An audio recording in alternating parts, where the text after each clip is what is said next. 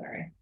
I'm check the chat box. I may be typing chats to some of you all asking for some further information. So just make sure you have that up.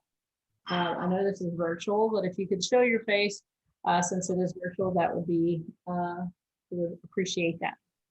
I'm gonna, oh, Kendra has joined us. Kendra, do you want to share some Sure, words? I'll say a few things. So my name is Kendra Scarberry. I'm likely the one that you've also been emailing with, and hopefully you received all the documents today. If there's anything that you are not, if you did not get an email today with the information also from me, like the documents we're going to be using on the call, then please shoot that in the chat and we can get that off to you just in case. A few of you emailed last minute about registration. So maybe you paid via PayPal, but you didn't get your email on that registration form. And so maybe you didn't get the documents. So that's kind of what I'm referring to, is just kind of the timing of when maybe we heard from you or how we heard from you with the PayPal paying in advance or whatnot. So just let us know about that. But I'm Kendra. I've been working with these folks for, oh goodness, over 15, almost 20 years. And we love it. And we're really glad you're here tonight. And, hope you'll learn a lot. Again, this is a 3-night course. So we've heard from some of you about, we'll probably speak to that maybe a little bit later, make sure everybody's on the call about a conflict for Thursday. So we've made a move for the Thursday class, and we can talk more about that towards, I think, the end, Linda. Yeah, we can speak to that a little bit later. So we're welcome. Again, welcome, and we're glad to have you here. And I think Joe's going to start us off with our first Prezi. If you could go ahead in the chat box, type in your name just so we can go back and do it for attendance. And I'll let Joe go ahead and get started if that's all right. Joe, yes? Sure. I'll start. Can everybody see my screen with the USL certification checklist? So this is what you need to do, the necessary conditions, so you can become a certified U.S. lacrosse girls lacrosse official.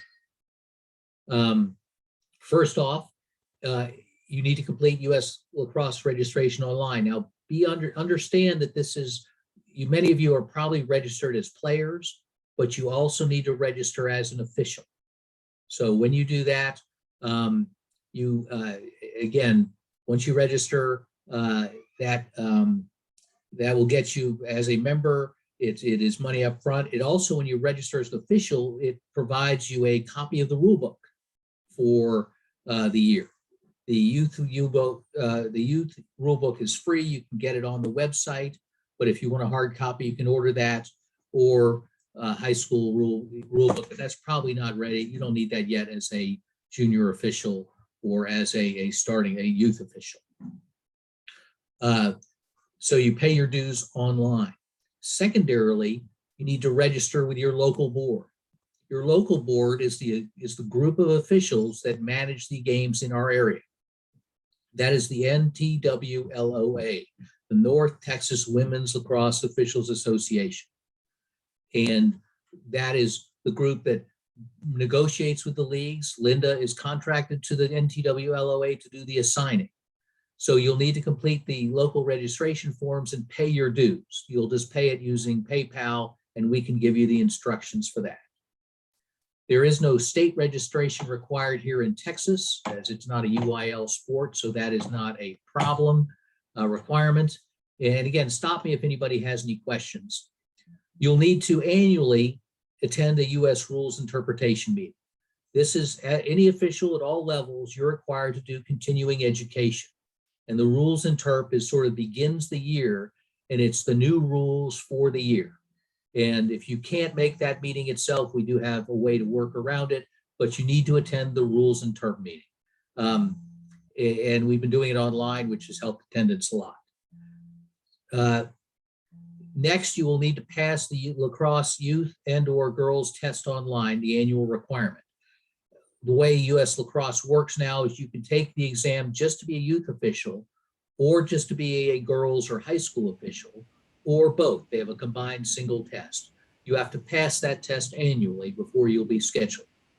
Hey, Joe. Also, go ahead and complete the girls lacrosse rules course online. And we'll talk about how to get access, but there's a lot of e-learning on the USA Lacrosse website and you can go to the rules course, and you only have to do it as once during your career, but you need to do it once. Hey, Joe, And- just a second. Joe? Yeah. Yeah. I think when you toggled for your documents, you didn't toggle onto the checklists. Oh, It's the, you've got our side of it, the checklist as far as what we're presenting to them, but we need the checklist document that I know you're reading, okay, sorry about that. but I think you just need to toggle over to the other one. And then maybe you might need to re-screen share. That might be easy. Or, Okay, hold on. So it was but in- attendees, you should have this checklist as one of your attachments. Right? So you should be able to at least pull it up and follow along with what he's reading off of. Sorry about that. I didn't realize you had nothing on the screen. My bad. I'm looking at the Activity USL certification checklist. I'll make sure that I'm sharing the right document. Sorry.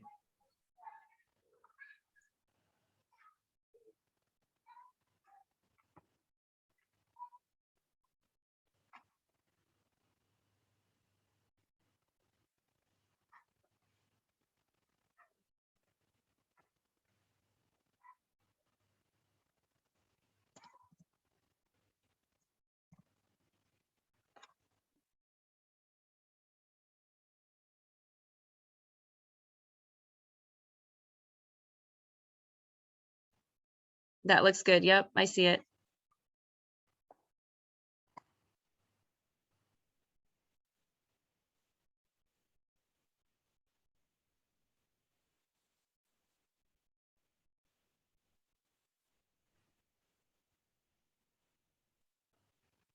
Joe, I think you got muted as well. Of course I'm muted. Sorry. I don't know how that happened, but okay, sorry. So as we were discussing, you have to do the girls lacrosse rules course online, and before you pass the practical field test, you need to do what you all are doing now, which is taking the course.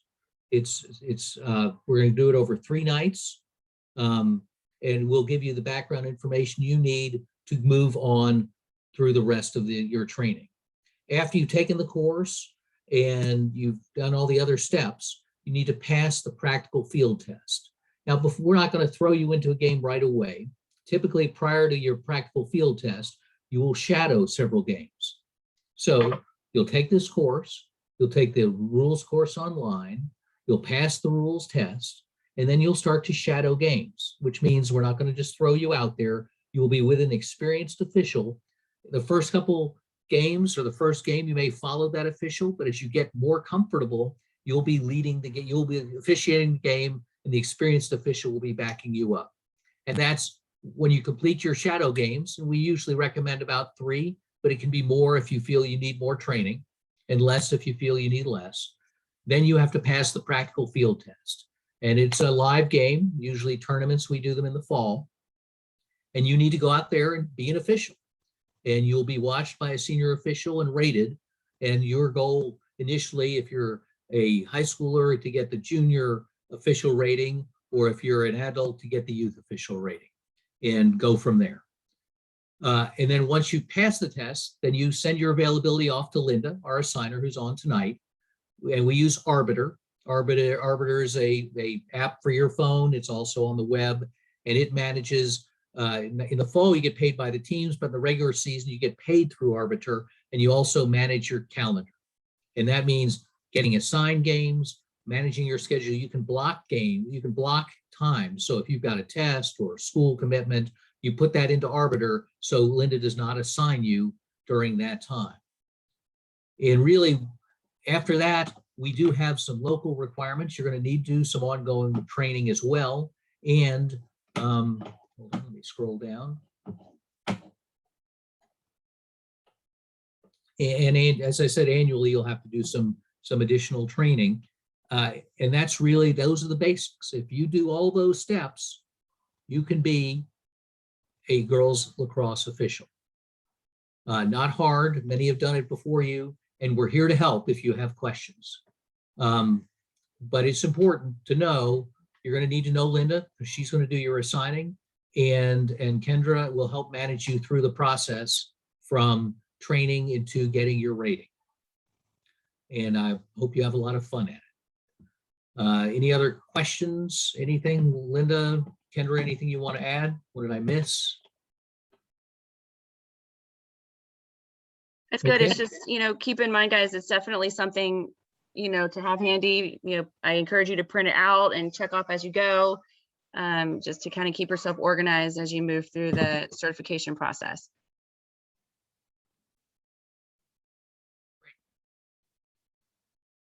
Good. So I hope that helps you all. Those are the basics. And so keep this checklist, because having this, you will know, what your next step is. The easy part is over the next several days, you'll be going through the training.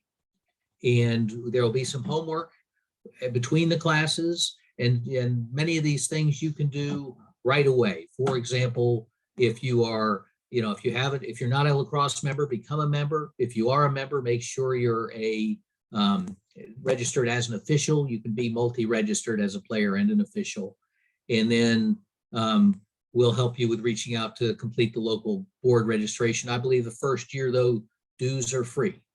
So no cost the first year on the local level. You still have to pay US Lacrosse dues. And we've already had the rules and term meeting, but this will pass for that for you. Anybody, any questions? Okay, well, good. I came to officiating as a parent. My daughters played. I was getting tired of yelling at the refs and decided to learn the rules. And once I learned the rules, they said, we're always short of refs. We were always short of refs. And so I became an official and have not looked back. My girls all quit, but for some reason I'm still at it. So we're here to help. And again, if you have any questions, do not hesitate to ask. Kendra? Okay. So let me check so we've done the checklist. So let's go to the professionalism is the next step. You should have a handout on professionalism. Hopefully. Hold on. Oh, actually, we're going to do learning assets next. I think that's the next thing we need to do. So I'm going to do learning assets next. And I will let me share that screen. One moment.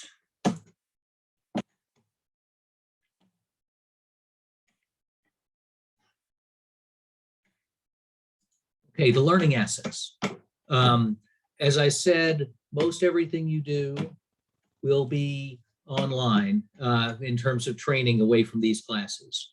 And US Lacrosse has a bunch of courses that you can use, including, remember, you have to take the rules course online at least one time in your career to start. So go to learning.uslacrosse.org to get your account login. This is after you created the account. So once you've created your USA Lacrosse account, you go to learning.usalacrosse.org and put in your US Lacrosse account credentials. Again, questions, they're always there to help. The 410 number, 410-235-6882, is in Baltimore, which is where the headquarters is. So once you sign in, you will see this screen. And there is a catalog at the top, which is circled in yellow, and that is where all the courses reside. If you're, as it says here, if you're revisiting a course you enrolled in but have not yet started, choose My Courses. But if you're in a course that's already in progress, just choose Resume Courses, and that's the top right blue box. Again, you can start and stop and all your progress is saved, so do not worry. Search for your desired course, and again, you have to sort of scroll down. The Girls Lacrosse Rules is the course that you will need to take. So course name Girls Lacrosse Rules, and you can scroll, you can get to it through the other, by going through officials, but the search is pretty easy. Once you get there, and again, you'll see there are a bunch of courses you can screen through. There's 2-man positioning, there's 3-man positioning, there's major fouls, minor fouls. They have a full range. There used to be a signals course, how do you signal each foul? So that will be helpful for you. We're going to go through a lot of material here. This is for you later. So choose the course in your catalog. And again, officials. And again, there could be multiple folders as it says here. So pick the one until you see the title that you're looking, the course that you're looking for. Choose the payment button. Most of these courses are free, but the way they work is you still have to put them in your cart. So you'll see on the right side, it says $0.00. Yeah, I've not paid for any course ever, but you have to put it in a cart. And then once you have it in a cart, then you can take and do the course. And once you've added it to your cart, you may add it says it may add other courses as well, and just do your checking out. And again, the checking out is you go and fill out your registration and you'll see an invoice. There's going to be no charge on these courses, but that's the way they get this to you. And then you have to view the course once you've got your invoice, and you can click start to begin it. And the Girls Rules Online course is the one, again, as discussed, that you need to do. And it is sort of an overview of the course of lacrosse, girls lacrosse, as well, from a history, from rules, just the things you need to know as an official. Now, you'll also see other courses. There is a national, every year, U.S. Lacrosse has a national rules and terp course. And you just, you take that. We'll usually review it at our local interp meeting, but it's helpful for you if you want to see what the new rules are for this year. And every year they're going to be different rules, some years more than others. And then from there, you just continue the rest of the courses that you have signed up for. Again, the course that you care about right now is to take the Girls Online Rules course. Once you take the online rules course and complete that, the next thing, once you finish this course, is you're going to want to take the rules exam. And I would say probably the youth exam is going to work for all of you. So learning.assets at uslacrosse.com or we'll get back to the top. So learning.usalacrosse.org, that is the site to go to get your online rules course and to get your rules exam and to see other courses. But that's the critical part. And you need, again, before you can sign into this, you have to make sure you're a U.S. Lacrosse member and you want to be registered as an official. And once you're there, it's easy, no additional cost. The courses are free. You just have to put them in your cart and pay for them, and then you'll be able to access them. Any questions? Okay. And hey, Joe, sorry. Just want to make sure once y'all get enrolled and start going in and taking the course and the exam, which we'll do the exam, I think, on the last day, but you'll need to make sure you email over your completion certificates as well. And I'm going to put that in the chat where to email it. Yeah. And so Linda is going to be critical for a lot of what you do. So you need to maintain an open communication with her. I mean, this is a job, and there's an element of responsibility here. And so you're going to get emails and get game requests, because again, once we get through the process, you're going to need to load Arbiter. Used to have an expense to it. Now Arbiter is free. You'll need to load that app, and that will manage your schedule. That's how you know if you have a game. Typically, we'll run most season games through Arbiter and many of the fall games. The only thing that doesn't run through Arbiter, and Linda, correct me, might be major tournaments. Correct. So again, at risk of repeating myself, US Lacrosse, get yourself registered.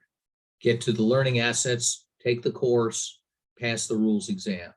Get to Arbiter so you can get yourself scheduled for games. All right. Real quick, some of you already may be registered as a player. I don't know if Kendra's on, or Joe, if you know who they will need to reach out to get them registered as a player and an official. So if you're not sure and you've got any questions, the best thing is call membership. And it's on the screen here. US Lacrosse membership is 410-235-6985.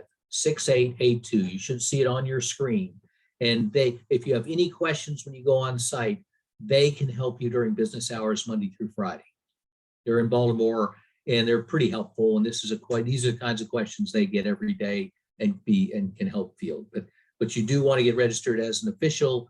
And again, when you do, you'll get a rule book, and it's always good. You can buy the rule book on Amazon, and if you want a virtual copy of it, you can do that in your Kindle, whatever.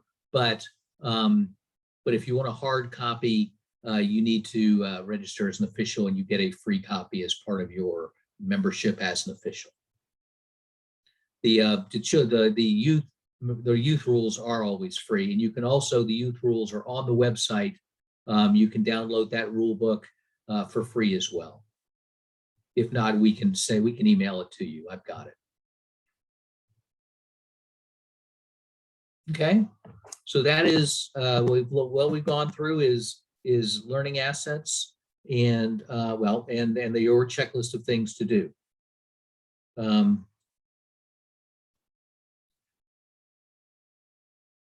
So now we're going to do professionalism. I need to find the material. Anybody have any?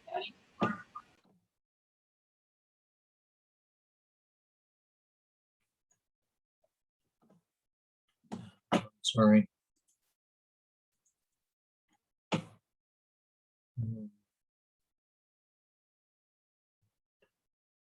me a moment, sorry about that. Anybody have any questions, anything you're not sure about? Any issues, concerns? I mean, not, this may seem obvious to me and to Linda, but not so much to you guys. So if there's something here that you're not clear on, again, as a youth in high school, you are not going to end up on JV games.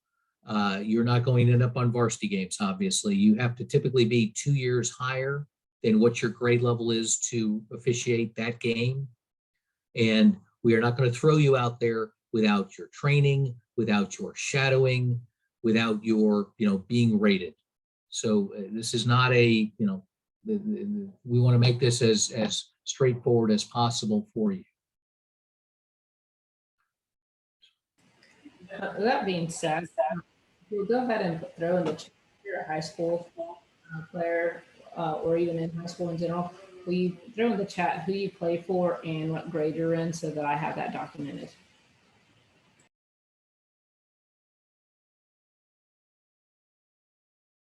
Adults, if you have any kids who play, let me know who they play for so that I have that documented as well.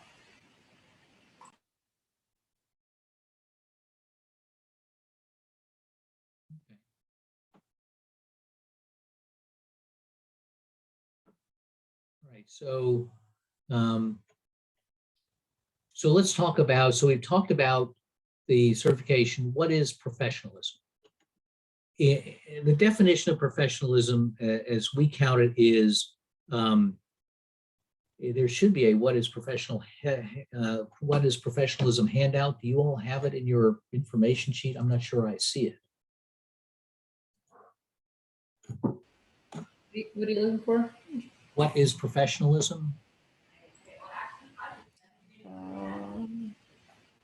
I don't see it.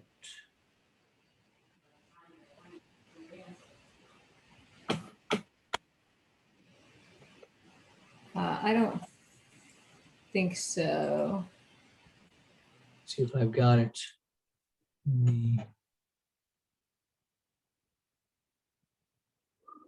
Yeah, so let's, I've got the lesson plan and we can sort of walk through that briefly.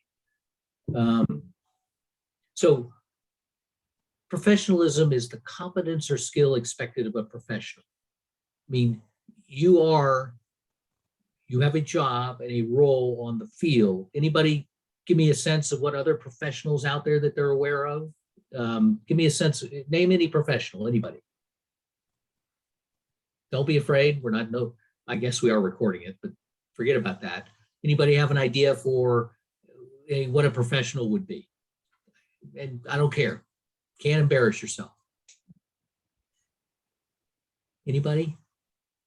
Well, How about, I have one. I have one. all right, please. What about being in uniform? Okay, that's okay. Can people name other professionals who are in uniform? Anybody? Other referees? Other referees? Okay. But outside of referees, what other professionals are out there? Name any kind. Ed, I'm going to put you on the spot. Tell me a professional, any kind. I'll I go think you're with still muted. nurse.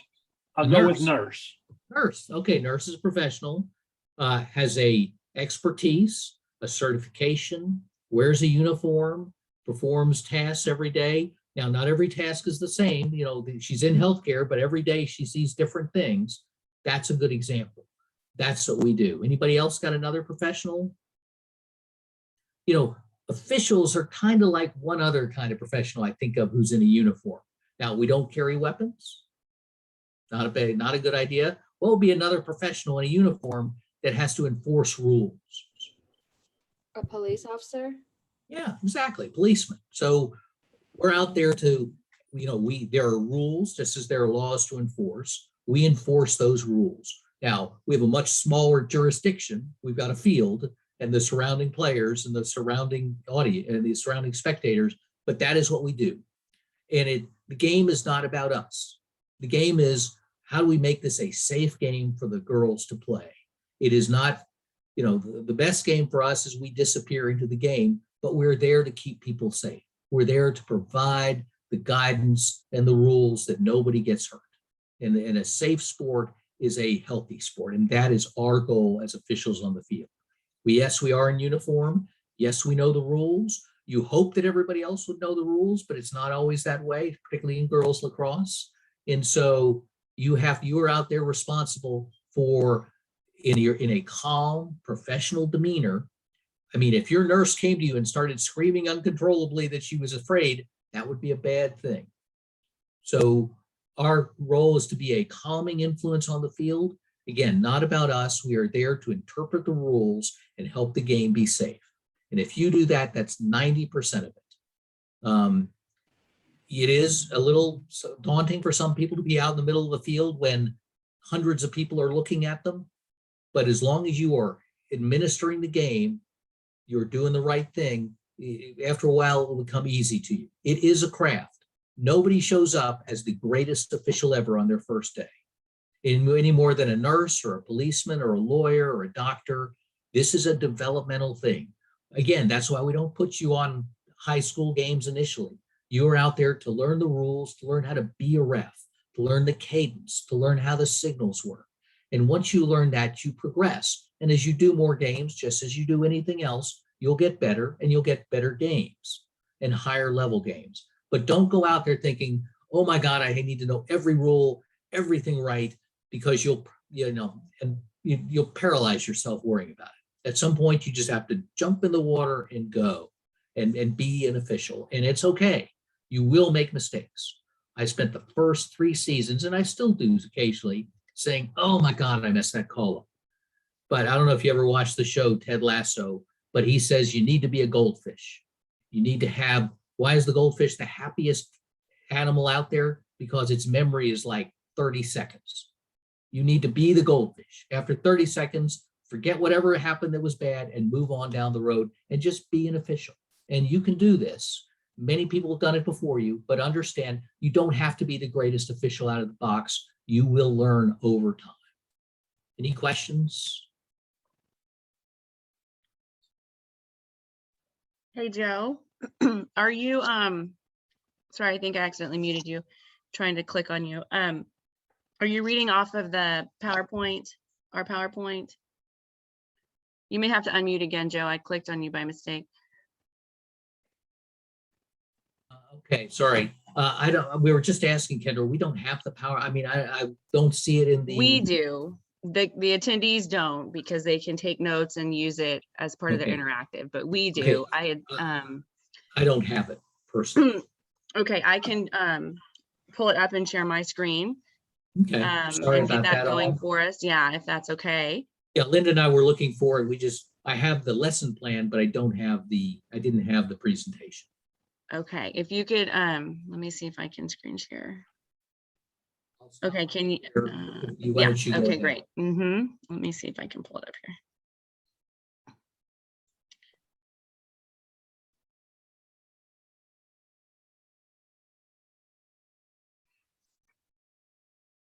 Okay.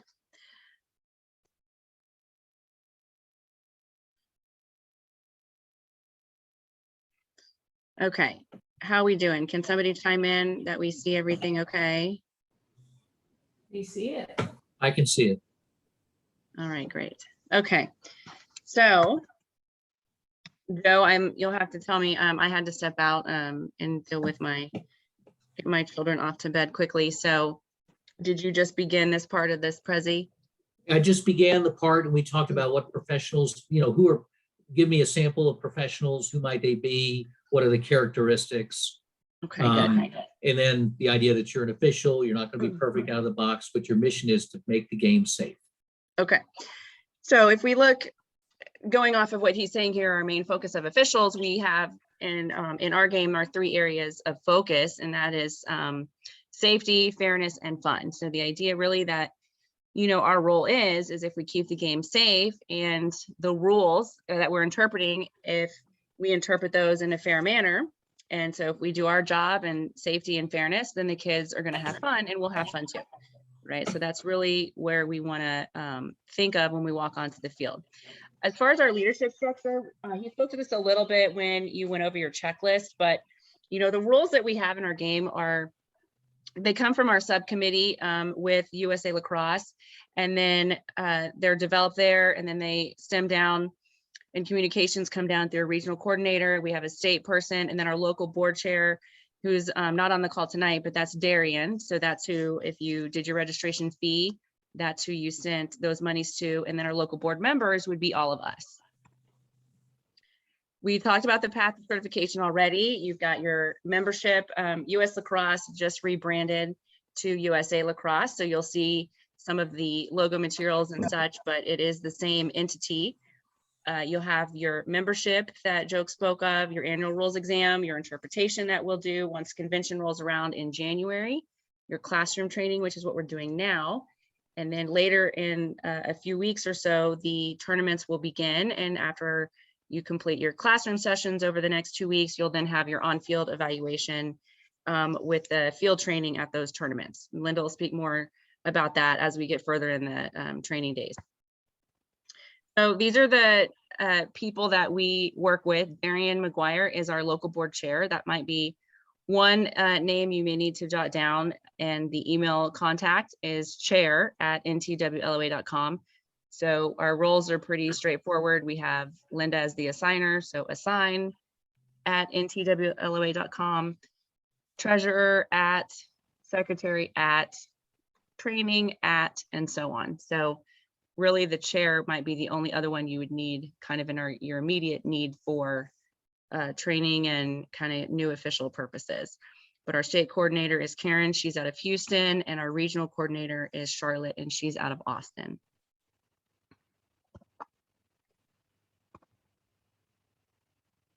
Okay, so several of you are players, and if you are coming in as a coach or a player, then you likely already are a member of USA Lacrosse rather. So you may just need to redesignate your membership if you've already paid it, especially for the upcoming year. So right, and we went through. You did all that already? This. Yeah, we did the Okay, official great. and the number. They again see the number which we talked about. To call them directly if you have any questions, but that's the number that was on that prior presentation. Perfect. You talked about, I think, these skill sets as well. Just briefly, I differentiate between junior and adult. Right, So- because that's really, for this classroom session is where we're at. So most of y'all in our class this session are going to be junior officials. A lot of you coming from the high school game right now as players, and that's great. And you're referred to as a junior official, and adults, you would be a level 1 official. Both of you, both groups probably working mostly, or the youth for sure, the juniors for sure, youth games. And then the adults starting out probably with youth and getting you up to maybe some JV level games as soon as we can, when you feel more comfortable and based on experience and such like that. Level 2 and 3 is where some of your higher level officials are, and those of us that help with some of the training and do, you know, the state competitions and district competitions and things like that. So definitely something we want you to put on your radar to move up. So you begin your path as either the junior or the level 1. The junior really is only based on your age, because you have to ref a certain level higher than your age group. So, you know, if you're in high school, typically you'll work 3rd, 4th, 5th, 6th, but you can't work the immediate group below you, just for kind of the age and the certification. That's how it works. But nonetheless, you would start out at junior level 1 and you would move up through, you know, your path to working higher level games and such. Our 5 core areas, switching gears a little bit here as officials, and we're going to train on each of these areas. So right now we're in the professionalism chunk, and we talk about kind of being on time, proper uniform, conflicts of interest, which we'll hit these. Kind of today is the administrative day when we discuss a lot of the, you know, kind of basics on the professionalism piece and what does it look like, how do you sign up and become your certification, you know, get that all taken care of, stuff like that.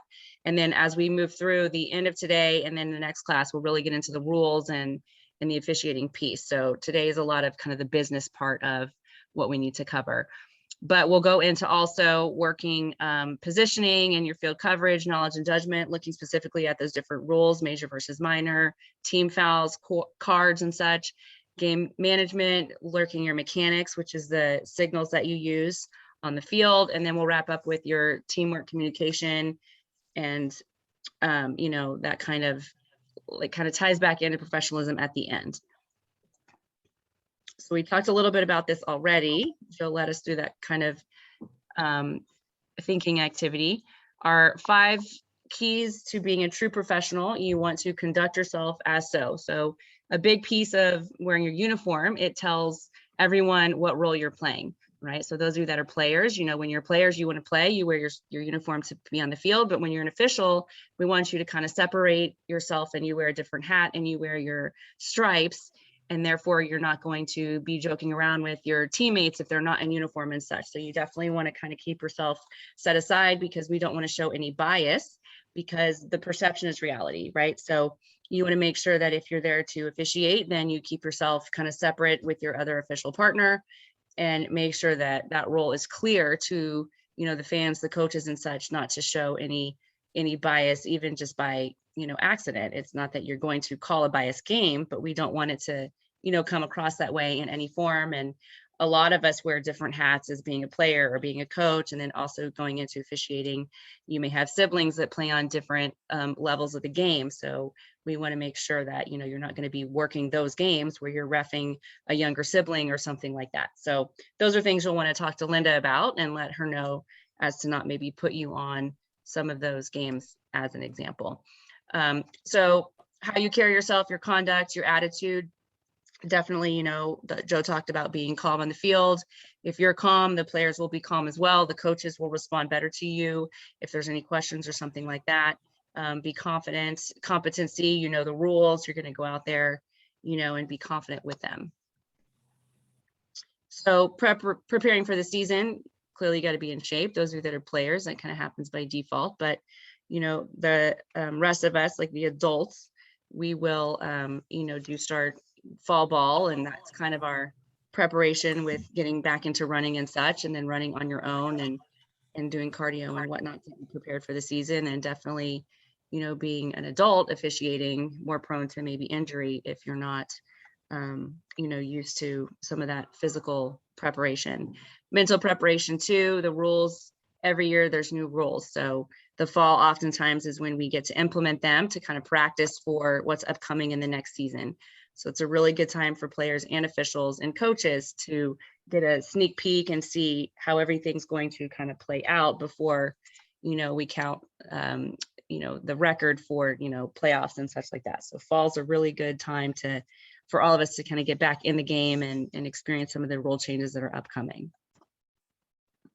So you want to read your rule book and manual. Keep your rule book once you get it. Joe spoke to that, in your bag. You never know when you might have to address a question with the coach. And even as long as some of us have been officiating, it always comes up that we have to maybe pull the rule book up just to clarify maybe the language, make sure that the coach knows exactly, what we're referring to or something like that. So definitely keep that handy for you. The manual is electronic because it's pretty lengthy, but we encourage you to keep it on whatever your device is. Maybe you have it in a file on your phone or on your tablet, so you can at least refer to it easily. If something comes up, before or after a game, you can go back and take a peek at it also for reference after you've read it, of course, for our training. Rules interpretation, we do that.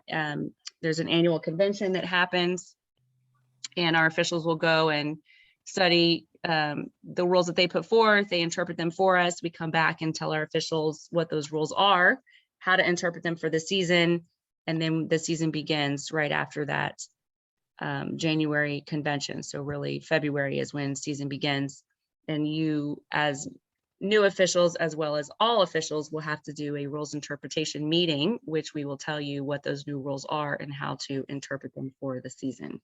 And then any preseason games, which is really where we see it in the fall time. So your physical prep, this is nothing new. Cardio, preseason, stretching, definitely a big one for all of us. When you're young, you probably take it for granted, but when you become a little bit older, like the rest of us, definitely don't want to skip out on any stretching for sure. Code of ethics, as players, you have to sign a code of ethics. Coaches have a code of ethics as well. We do too. So, respect, we want to call a fair game, teamwork with our, our partners, but also we want to work with the coaches. I mean, we're there to call a safe game and also work with the players and make sure that, it's fair and everybody has a good time. So communication, legalities, conflict of interest, we spoke to that. Certainly anything that comes up, you would want to let Linda know before you get assigned any games, so she can work with you on, you go to school in Allen, so maybe you don't want to officiate Allen games, as an example. You have a sibling that plays on a grade below you, so you don't want to officiate on those games. So you want to tell her some of those things as they would apply to you. So switching gears, let me pause. Are there any questions? And I'm on screen share, so I can't see anyone's face right now. So please just let me know. I'll take a quick pause. Are there any questions so far? Perfect. We'll go on to uniforms. So uniforms, I mean, as you can imagine, you wear your black and white stripes. There's several websites. If you have trouble finding them, we can alert you to, but you can get them, at some of the sporting goods stores. The pocket is nice for putting your cards. So we do recommend, it does need to be collared. That's something that other sports, maybe it's basketball, that don't require the collar, but we do have the collar in our game. So you want a collared black and white striped shirt. You've got a pocket to put your cards. You wear a kilt if you're female, or shorts, but that's kind of traditional, is that from the game itself, is that you wear a kilt. It is black. As you're starting out, you don't need to invest in something like that. Black shorts are fine. In the winter, black pants are fine. Black accessories, so you want to go all black. So black hat, black shoes, kind of, again, as you're new and starting out, we don't want you to feel like you have to invest in all of these things. So whatever you have that is dark, certainly just do that for this year. And as you move up in the ranks, then you get a little more graded, if you will, on do you have the proper attire. But we just want you to learn the game, have a good time, get your experience out there as a new official. So your black and white stripes are really the key that you would need to invest in. And then your equipment, which would be your whistle and cards. So Kendra, yes. can I ask a quick, it's Ed Moore. Can I ask a quick question? Yes. So the place I'm coming from, it was always mandatory that the officials all match. And the example I use is like if one was going to be in shorts, we all had to be in shorts. If one was going to be in long pants, we all had to be in long pants. I maybe I'm getting a little too ahead of you, but I was just curious, is there that kind of coordination, or yes. Is that not really big thing? Yes, actually, that's a good point you bring up. So definitely getting into kind of the fall, the cooler season, we want to match. So whether it's we wear long sleeves and shorts, fine, or short sleeves and pants, fine. But we do want to do that. As new officials, again, we really just want you guys to get out there and be able to ref the game. So that's not going to be something that, we're going to say you can't officiate if this isn't happening. Definitely, we want to just get you out there to learn. But if you've had experience in those other officiating areas, then yes, we do want you to match. You probably might have some of those things already that you carry with you, for example. So if your partner comes that's, brand new to officiating at all, then you can maybe match them to do the game. That would be great. But certainly as you move up and get more experience, it is something that we do look for. Yes. So that's a good point. Any other questions around that? Was that clear enough for you all to understand? So, not necessary as you're starting out and for fall ball certainly, but a goal if you continue on. We do want to match. It makes us look more professional. We're more together. We're more as a team. So definitely that is the look that we want to present. Good point. So black outerwear is on the screen here. So that would be something if one of us is wearing their jacket, we would want all of us to wear the jacket, something like that. Your equipment, again, you want to get and you want to jot this down. It's important because we work outside. So the tone of our whistle is important, but the Fox 40 whistle, not the mini, but the regular size Fox 40, you'll want to get that on your own. And Linda, did we get any confirmation on buying those sets? Actually just sent an email. Okay. Text Allie regarding that, so I'll circle back on that. Okay, so just as an example, you all won't be officiating games for at least a few weeks, but in the past, we've provided the cards and flag as the officiating board, and then you would purchase your own stripes and whistle. We're trying to see if we can get a kit to provide the cards, flag, and whistle, and then all you would need to get would be your stripes. So just stay tuned for that, but minimally you could go ahead and get your stripes. And then by the time, you're working your games is when you would need to get, those other materials, but we'll have that confirmed by then. So no worries on that. Linda will follow up with us on that. Any questions? Any questions there? Okay, we will move on. Okay, so what you'll have with you is going to be your whistle, your flag, which is for penalties. We'll get into when we get into that part of the training. Your cards, we use 3 cards, red, yellow, and green. They all have different meanings, and we'll get into that later when we do penalties and fouls. Your rule book, again, you don't need to carry it on your person on the field, but you want to carry it like in your bag when you go onto the field. So you have it on the sideline in case you need to refer to it. Measuring tape, usually maybe at the beginning of season, we might measure the stick length to kind of kick off the season. So, I wouldn't stress about having that either, unless, you're working maybe a high school game, but if you're a new official, don't worry about that one because your partner who's going to be used to going through those kind of first season things, beginning of the season things rather, will have that taken care of. So don't stress about that one.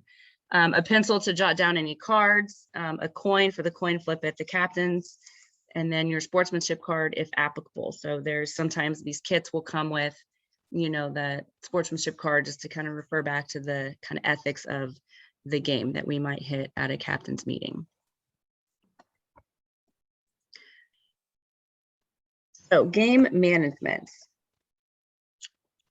So what has become more and more important because the coaches that now we have in our Little Texas, who knew there was so much lacrosse in our Little Texas, but there's so much more knowledge that is here now, and we really need to do a lot more management as officials, with whether that be the clock, dealing with the sideline, answering coaches' questions, because they're also very knowledgeable about the game.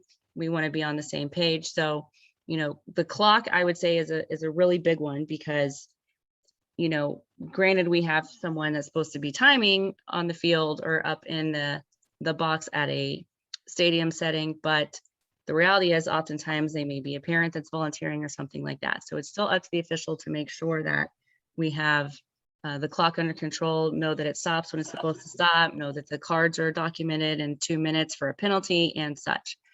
We want to handle our fouls, make sure that we're calling those appropriately. The setup is correct. The tone of the game. If we let fouls go, then what's going to happen? Some of you players chime in. have you had a game, and again, I can't see anyone with my screen share, so Linda, I'm going to have you pick on someone, but in a game, if the officials are not calling maybe fouls that should have been called, we'll say for an example, what happens in a game like that?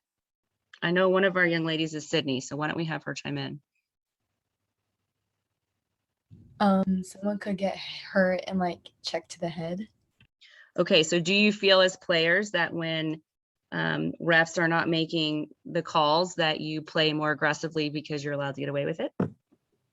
Does Yes. that happen? Kind of just by default, right? I mean, if it's not being stopped and you're not being taught, if you will, what the game rules are to play safe and fair, then clearly we're going to go ahead and play to the level that we're given, right? So as officials, we want to make sure that we set that tone right away. We call the fouls that we need to be calling and interpret them as such so that the game does not get out of hand, because it's really hard to kind of bring it back down. Once it gets to that level, you start to see more cards perhaps and more injuries, and we don't want to let it get to that level for sure. So setting the tone of the game is really important, coming out, being professional and confident, and getting it going in that manner.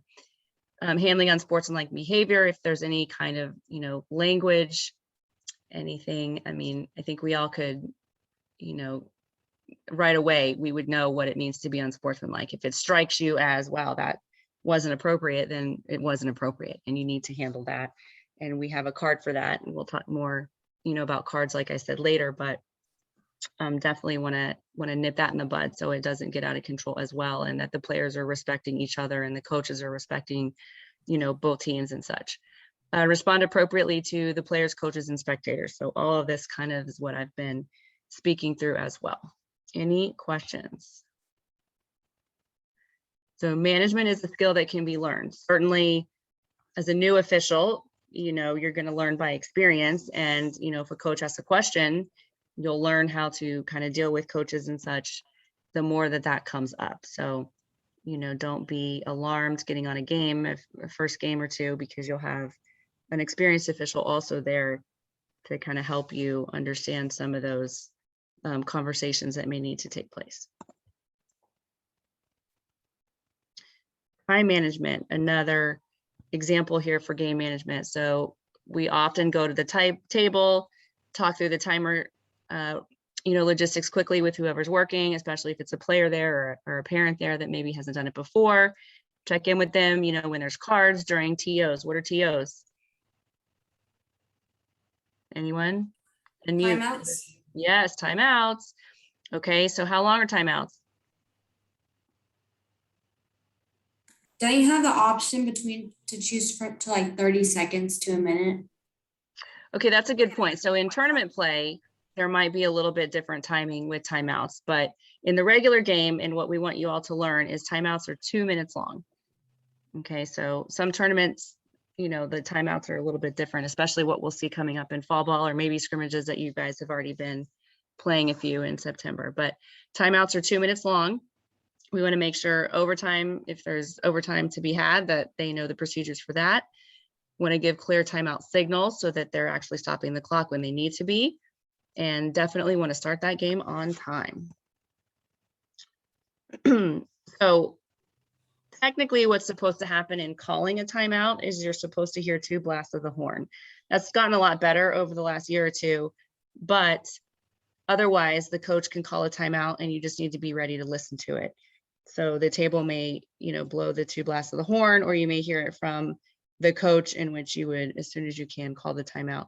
We do have what is referred to as a possession timeout. So a team can only call a timeout if their team is in possession, if it's a timeout on the fly. Otherwise, they can call a timeout, after a goal or after a stoppage of the clock of some other manner, like halftime, or not halftime. So really after a goal, I guess, would be the only other, because during the game, it would be on the fly. Yeah. And then an actual stoppage would be halftime. They have their break and that. So 2 minutes long. We sound the whistle at about 1:45 to get them back onto the field.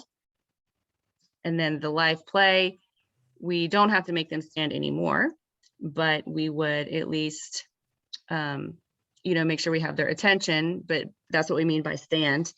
now because of free movement, but they can go to their team bench, have their timeout, and then come back. And we would just want to start where the ball was. We really just need to know where the ball ended to get the start back at the ball. Questions, anything to add, Jolinda there? Nope. Okay. So recognizing and handling fouls. So card dangerous play, keep the game safe. I mean, this right here, all kinds of things wrong with this picture. So we could maybe even consider carding both players because 17 is kind of coming in with her body, and definitely that stick is coming in from the other 28. So card, when you see it, it'll set the tone, and so they know they can't continue to get away with that behavior.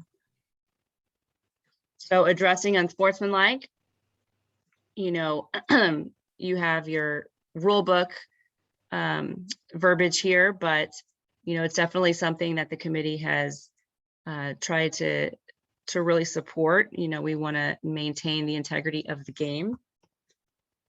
So setting the tone is one way to do that. Be prepared for anything as soon as the game starts. So the tone will start as soon as you start the game. Allow the game to dictate how you call it. So, you know, you want to nip anything in the bud as it happens. If it's, you know, dangerous play or a cardable foul, don't miss those things. If it alerts you that, wow, that seemed, you know, dangerous, then it was dangerous. You know, as a new official, you might not know the name of it. You might not know the signal, but at least blow your whistle so that the players know that, oh, that wasn't something that I should be doing. Make the calls in the midfield rather than holding for advantage. We don't really hold for advantage anymore in our game because holding for advantage would mean that you put your arm out as an official to show that you see the foul, but really who is that teaching? No one. You know, the coaches are busy watching their players and coaching, so they may not see you do that.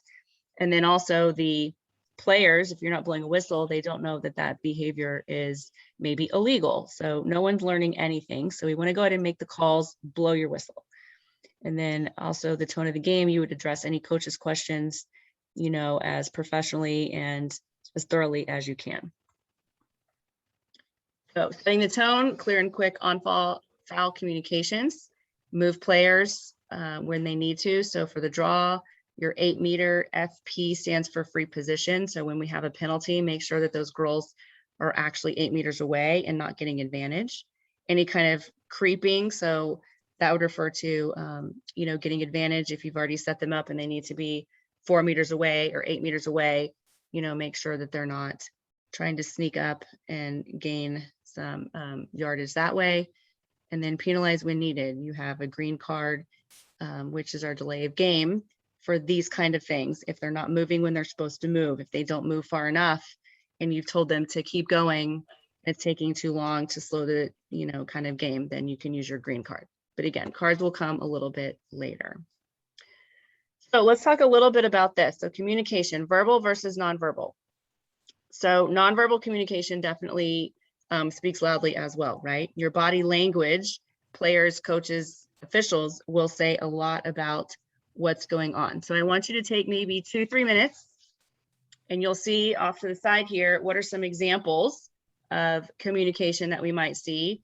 So verbal versus nonverbal. So I want each of you to come up with at least one from each category, if not more. And then what tools do we as officials have to use in games to deal with how we communicate?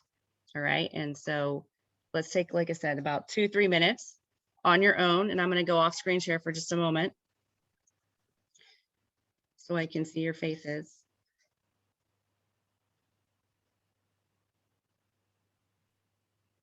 And jot down a couple things for that just quickly, okay? We'll come back and talk about it.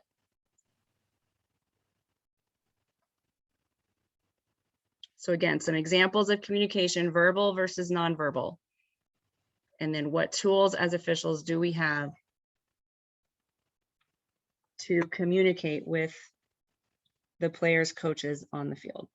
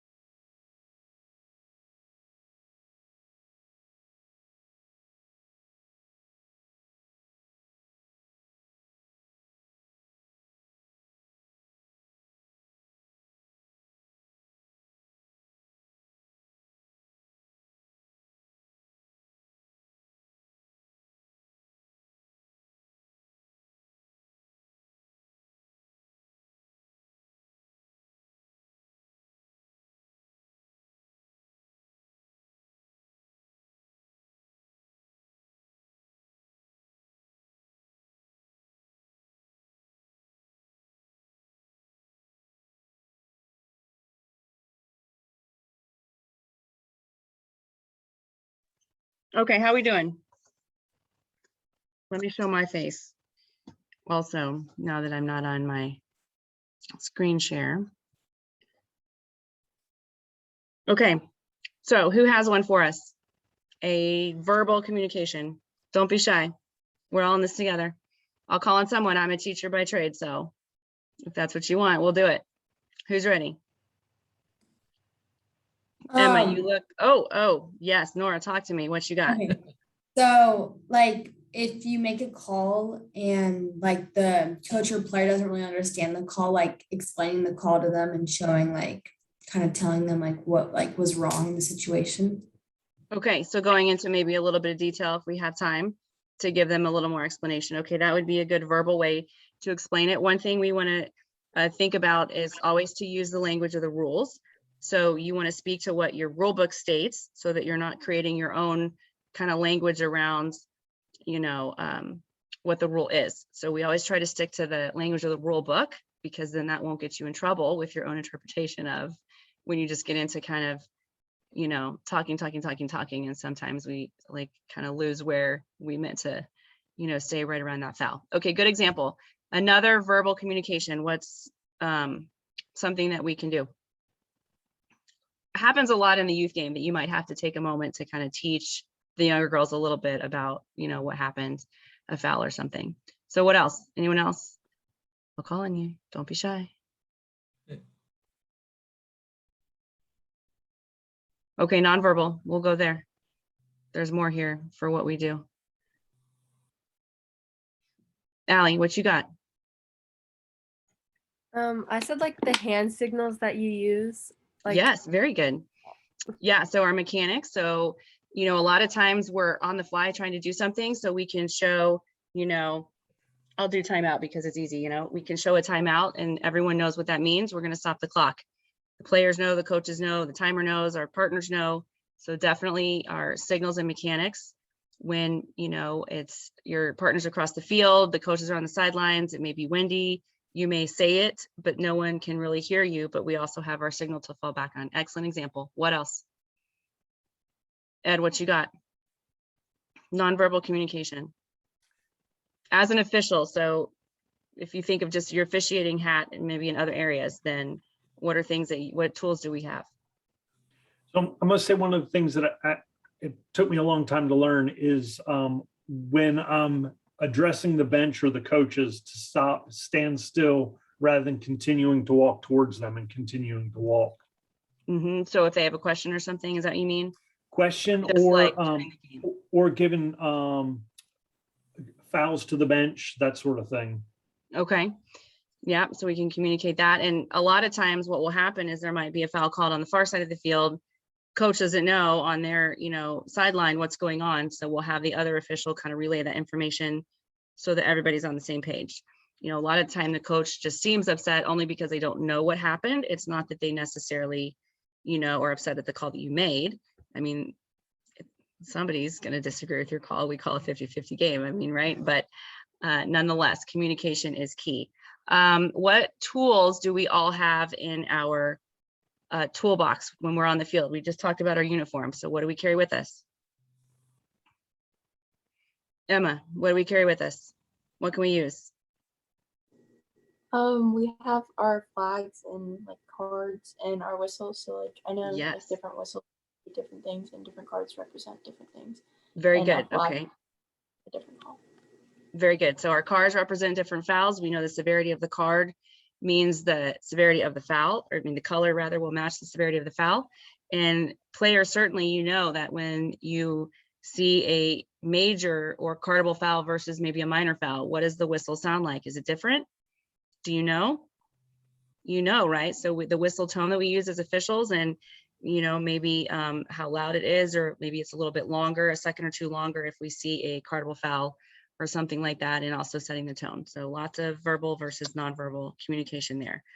All right, so let's go ahead, and we're almost done with this part of our, so we talked about, and I'm just pulling up my PowerPoint, so mechanics came up, our cards, whistles, you want to communicate with your partner using those same things. And let's go back. I'll pull up this part and screen share again. And we'll talk through this, and we're almost done with this first part here.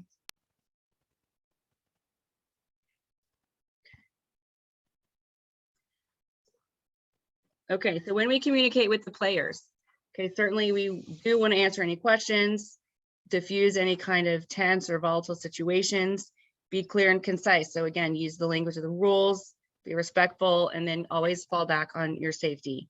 What we don't want to do is if they're heated, we don't want to play into that and also be heated and yell at them. If you're calm, it will set the calm tone for everyone around you as well. We don't want to escalate anything. We don't want to threaten with cards and be like, next time you do that, I'm going to card. You know, something that maybe would happen is, you know, we could tell them that repetitive fouls can lead to cards. So if we keep calling major fouls, you know, you can talk to them about, you know, being, you know, if they keep doing the same foul, then a lot of times that could lead to a major foul. So they maybe need to clean up, you know, their checking and whatnot. But we don't want to threaten, you know, so to speak, with a card. And then you don't want to certainly coach the players. That is for the coach to do. We just call the rules. Teamwork, last piece of this part here. Your pre-game discussion is important to do with your partner. You discuss, you know, the areas of the field that you're going to be on. If there's anything maybe with the sun, you can't see so well in this area, so your partner can help you. Those kind of things, orientation of the field, you might want to discuss beforehand. Off-ball responsibilities, communication and teamwork, how you're going to work together. You know, eye contact is a big one. Make sure you're checking in with each other, but just have a little chit chat before the game, especially when you work with a new person that you haven't worked with before. Some examples during the game: check in throughout, make eye contact, use your signals clear so your partner can see them, talk through any unusual incidents. So if something strange happened and then coach calls a timeout, then maybe you and your partner need to come together and kind of make sure you are on the same page. Be prepared if the coach asks a question that you've already talked through it. Support your partner. You know, definitely you want to support them, and then you can always come back and talk about it, you know, at a different stoppage of the clock and see maybe, oh, I didn't, you know, have that vantage point, so I called it this way versus that way, and those kind of things. So work that out, but support your partner, you know, when you're making those discussions as a team. And then post game, which is after the game, leave the field together, talk through anything unusual again, if that came up, what could you have done better as a team? And then personally, you know, reflect on what did you learn and what could you maybe do better in your next game, especially as you're learning in this first season. All right, any questions on that first kind of section? Technically, we're supposed to go till 9:30 tonight. I think some discussion earlier was at 9. So, I mean, if you guys want to take a quick break, I know there's just been a lot of business chit chat. So if you want to take a quick break and you're going to be back on like literally in 3 to 5 minutes, then we can do that, because I'm going to pull up my other presentation here. So are we ready to do that? And then we'll just power through. Is that good? Get some water or something. So let's take a couple minutes. I'm going to go ahead and mute myself and pull up our other presentation to get moving on down. So maybe 3 to 5 minutes. We'll see you back at, how about we say 8:20, okay?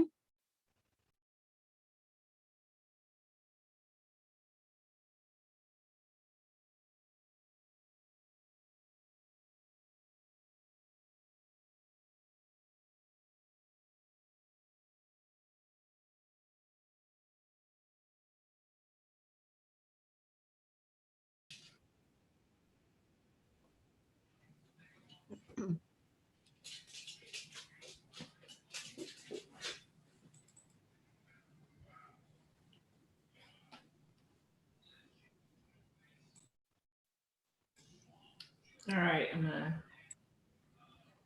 give me 1 second, sorry, I'm trying to. We're gonna get into field equipment, uniforms, and game personnel. So the document that you'll need to pull up, guys, is the field diagram. It should be one of the attachments that you got.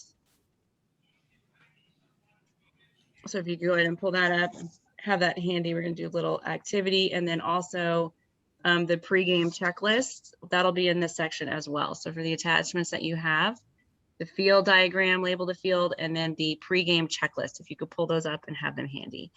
Linda's going to lead us through this spot, and then I'm going to interrupt her when we get to the section to do our little breakout groups. Just a quick activity, maybe 5, 10 minutes for that activity to just kind of shake things up a little on our virtual call. All right, so I'll let her take it away. Sorry, I'm trying to figure out how to get this slideshow on my screen. Jeez.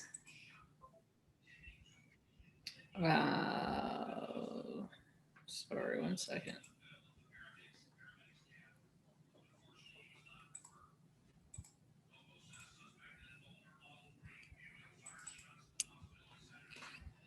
All right, I can't see anything. Can y'all see my screen?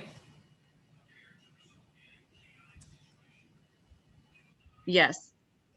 So You do? field equipment, uniforms, and game Yeah, we can personnel. see it. We can Okay. see it. Awesome.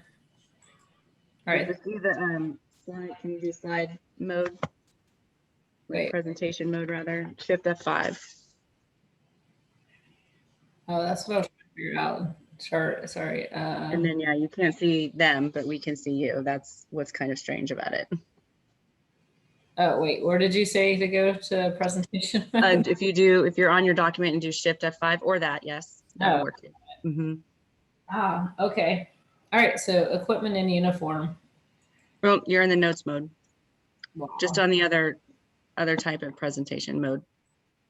Oh, wow. Hold on.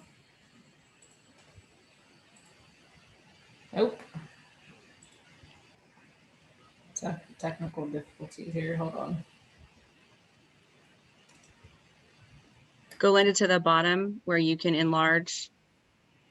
Mm-hmm. Okay, and exit out of this again. On the bottom right where you can enlarge, there's the different display settings. You can go to slideshow presentation if you keep scrolling over. Keep going. Keep going. Go right, There. go right. There you go. Yeah. Oh, so can you? Good. Yeah. Awesome. Wow. All right. All right. Ooh. Now, okay. See, I'm messing this up. Who left me in charge?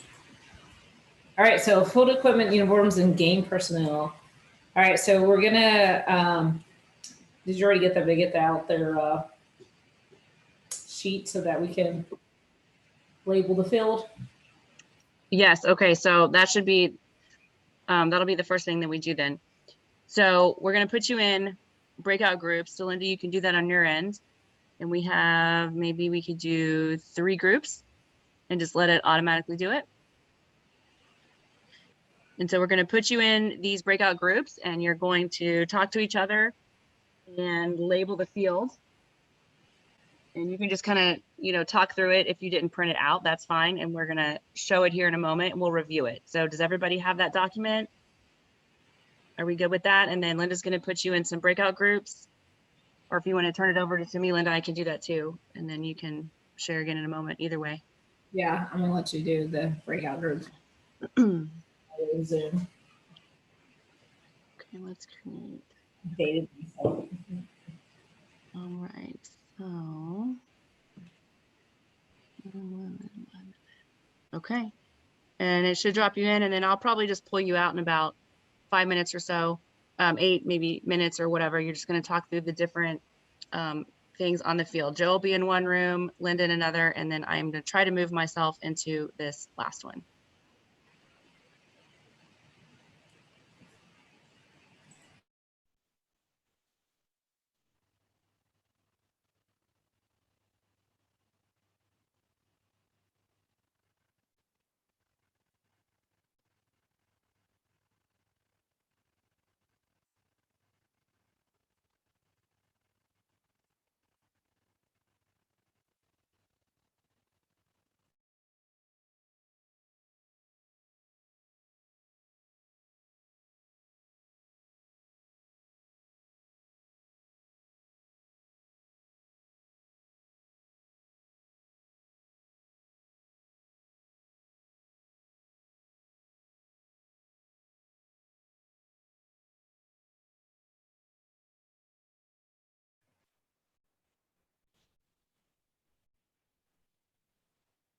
Okay, and then Linda, when this last group comes back, then you can kick it back to that PowerPoint and just review what we discussed, okay?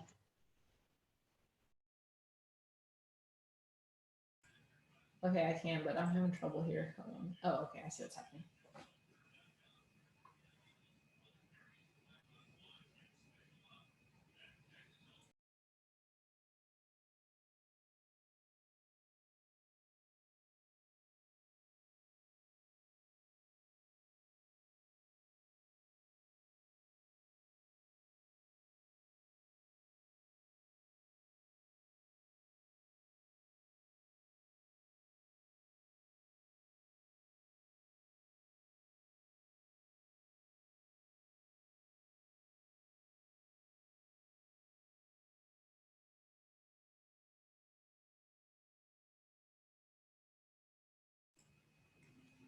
Okay, we're back. All right, we're all back. Let's see.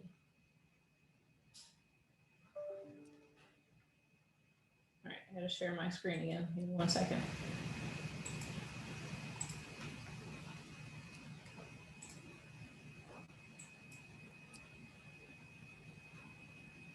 All right, do y'all see the role on the field and markings? Good. Awesome. All right, so let's go over the field markings. So let's remember that the field is rectangular with solid lined boundaries, and the size can vary depending on space. So we could have a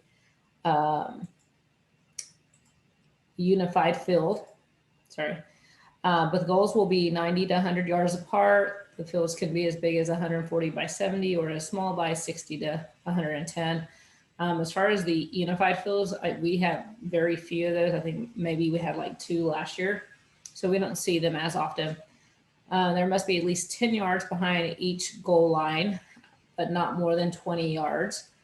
And there should be at least 2 meters behind each line. And then flexible cones must be used to mark the corners of the field.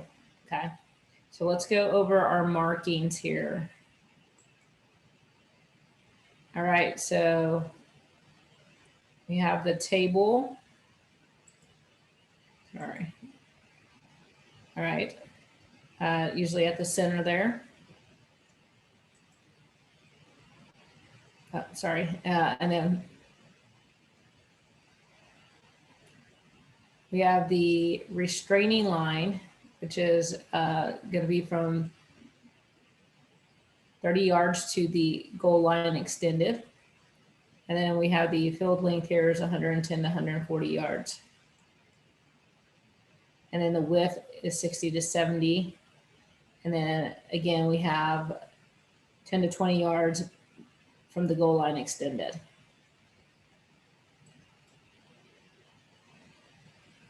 And then we see there's 4 meters on the end lines there and 2 yards on the back there. All right, so there's our restraining lines. Again, they must be 30 yards from the goal line extended. We have our dots back here.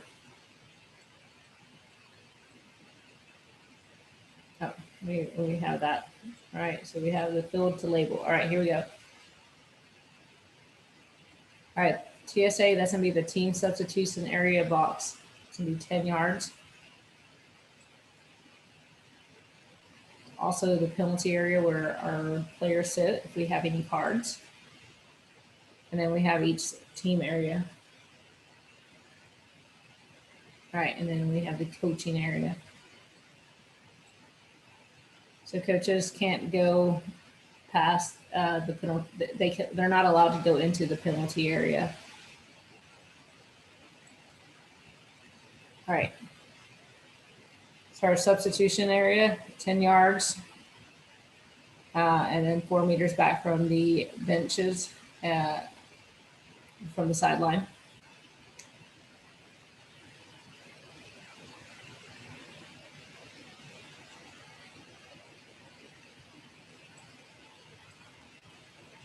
All right, so this is a unified field. Again, we don't see much of this. So the unified field is, correct me if I'm wrong, Kendra, they shortened the middle, correct? Restraining lines to the goal line extended still gonna be the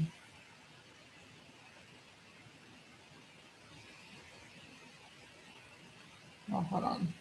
Oh, sorry. They shortened the restraining line to 25 yards from the restraining line to the goal line. Did we have any of the teams actually have this though last season, Linda? We had one, and I can't even tell you who it was.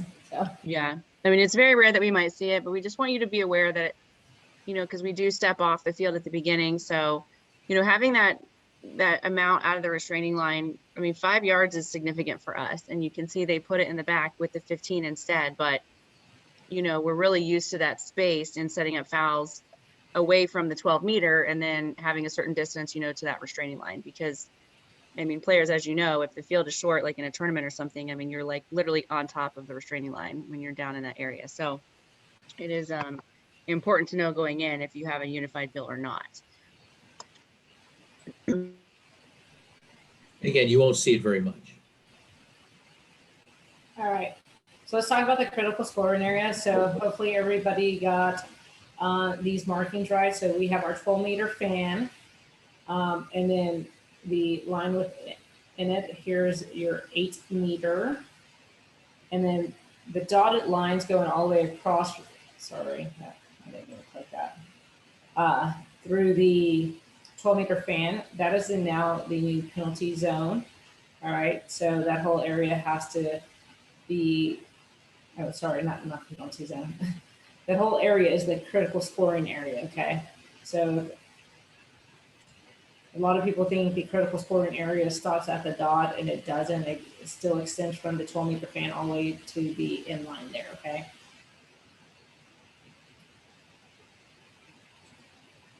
Then we have our 8 meter arc that we just talked about. So, which is the second line within the 12. All right, and here are our hashes.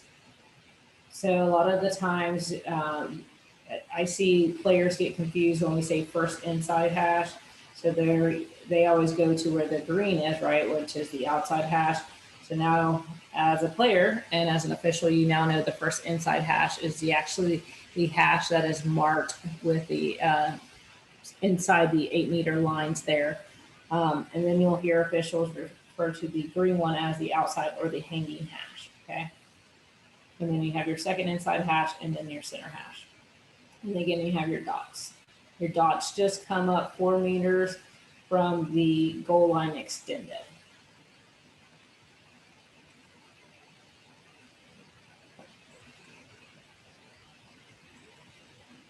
All right, we have the goal circle.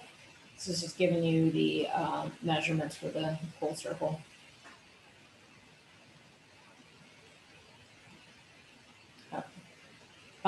Let's go back to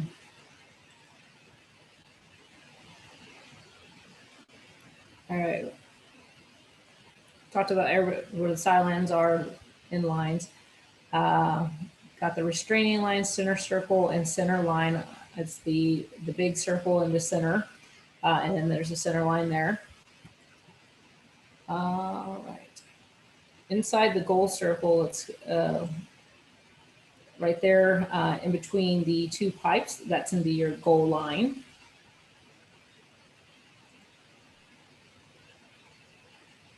And then the goal line extended is obviously it just extends the extensions off of the 12 meter fan. All right. I think, did I get everything there, Kendra? As far as the markings? Yeah. Yep. I think that's Yeah, good, cones for substitution area we talked about. I think you got everything. Yeah. Mhm. I mean, it's just really important to know, again, like I said to my group, when you're referring to setting up a penalty or a foul in that area down by the goal, you need to say also to your partner, because maybe you call the foul, but your partner's going to set it up. So you want to say, 3 seconds or, second inside hash so that they know where to go to start setting up that penalty. You want to refer to them so the players know where to move also. And so it keeps the game, fluid and moving, and everybody can just keep going in a timely manner, because the girls want to play and we want to keep that as a streamlined process. Hopefully everybody got those all right. Anybody have any questions as far as the field markings? No? Awesome. I will say on the first, second, and 3/4 field, not all those markings are on there. So you just have to make sure you read up and know what markings are should be on there. And that we're not going to the coaches and saying, hey, we're missing all these markings, because that is not the case. They definitely don't have as many of the lines because it is a smaller field for them. All right, so moving on, looking at good goals and bad goals.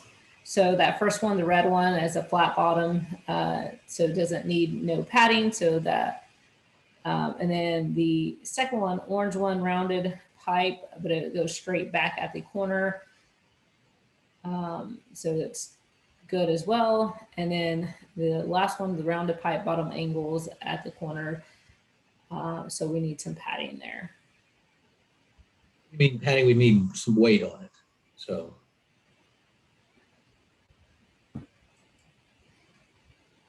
All right, so the red one's good, the orange one's good, and that last one was bad. I think I said it was good.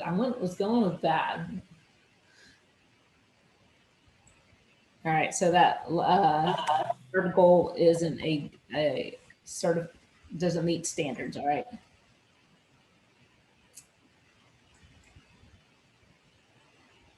All right, so game personnel, the teams are made up of 12 players on the field at one time. One may be a goalkeeper. New last year, you don't have to start the game with 12 on there. So they can have enough players, but for whatever reason, they only have 11 on there. Sometimes we tend to wait to get that 12 player on there. You don't have to wait. Head coach must certify all goggles meets ASTM standards, and balls and goalies helmets meet NOCSI standards. Responsible for all other personnel action behavior, and you can request a time. Head coaches can request timeouts. They're also responsible for submitting the rosters to start to the official scorekeeper in 10 minutes before game time. A lot of times coaches will have questions for us about rosters. That is not our responsibility. That is between them and getting that to the official scorekeeper. You have nothing to do with the roster, okay? Game administrator must handle game management issues. So usually they'll have a designated person who will handle any their game management issues, maybe a parent in the stand or something that needs to be addressed. That is the game administrator's responsibility. Team captains, they meet with the officials before the game. They can ask for clarification of the rules. The official scorer and timer, they must sit at the table and record cards, timeouts, alternate possession, and goals, as well as keep the official time.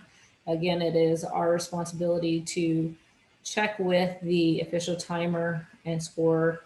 When we do issue a card, make sure they are writing it down, that we have the same information. And they measure the time on the cards. That's their responsibility. Yep. Officials for 5th grade and above, it is 2 U.S. certified lacrosse officials. High school is recommended that they have 3 officials. First through 4th grade is going to be 1 official. All right, and the captain's coaching's meeting, there's usually both refs Trying to figure out what's going on here. All right, so the captains coaches meet in both, excuse me, both refs meet with each head coach and their captains. And then again, the refs also meet with the table officials.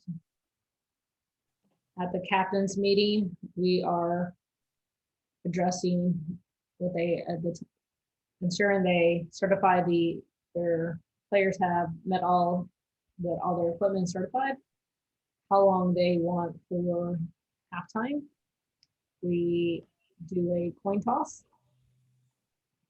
I feel like I'm missing something, Jim. It's been a while. Well, yeah, and this slide is actually what we had done before, just because depending on the different types of attendees that we have, and, but you all are all experienced, you've seen the captain's meeting, you've been in the game and that kind of thing. So we may not need to role play it in this session, but we have that slide built in just in case we may need to go over some examples. But yeah, Linda, I think you got it. And that'll definitely be something that on your first, few games you'll get experience with, because, or even before that, when you do your, field training, you'll get experience with and see how it's done, and you'll just pick it up. It's not a big deal. So, and go ahead, Jim. Yeah, and some people even carry a little card at the outset, sort of they remember the steps. There's just 5 or 6 things you need to follow, and as long as you follow them, you're in good shape. Again, it's been a while since last season since I ran a captain's meeting, but the visitors are gonna call the heads or tails, and then whoever wins the coin toss gets to choose either first alternate possession or which goal they would like to defend. All right. At the captain's meeting, as well as the time for opportunity for coaches or players to ask any questions or have any clarifications. All right, so any questions so far? Oh, good, move on. All right, equipment and uniforms. All right, so for both field players and goalkeepers, officials must check the stick, personal equipment, and uniform. So as far as the stick, we're checking the pockets, the link, same for the goalie, ensuring that you have a mouth guard on, goggles. If you're wearing a helmet, that it needs certification for the helmet. Same with the goggles. Mouth guard, ensuring that it is not a white, clear, or has any teeth markings on it. The goalie, we will ensure they have a chest protector, a throat protector, separate throat protector, their helmet, their gloves, mouth guard, and then thigh pads. I think, but shin pads no longer, right? Correct. They no longer have to have shin pads. And a uniform, we're just making sure that everybody is in the same uniform. If you're wearing any undergarments or long sleeves of your uniform, again, you have to wear, every person on your team has to wear the same color. So if you're the home team, it's either white or light gray. If you're the visitors, it's a darker color or your predominant color as well. But everybody has to have the same thing, uniform on. Critically, the goalie too. That will help you a lot. You need to make sure the goalie has the same color shirt as the rest of her teammates. Yep. Did I miss anything there? All right. All right, for a stick check, field players, a stick length has to be between 35.5 inches and 43 1/4 inches long. So it can't be shorter than 35.5 and it can't be longer than 43 1/4. The ball must move freely in the pocket. At the top of the ball must remain above the sidewall after pressure applied and released both front and back. So again, they'll all play the ball going through a stick check. Goalkeeper, same thing. Cannot be shorter than 35.5 inches. No longer than 52 inches long, maybe synthetic or mesh. and the ball must move freely in the pocket, laterally, and length. All right, so we have field player sticks, and then we have the goalies cross as well. All right, I'm gonna watch this video on how to do stick check. Let me know if y'all can see it.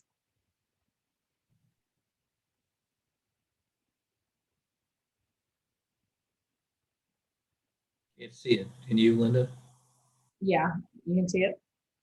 I don't know if it opens a new window. You might need to share that window.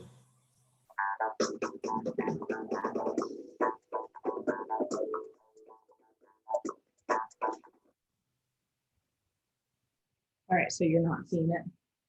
I can hear it. We can hear it, but I just, All right, one second.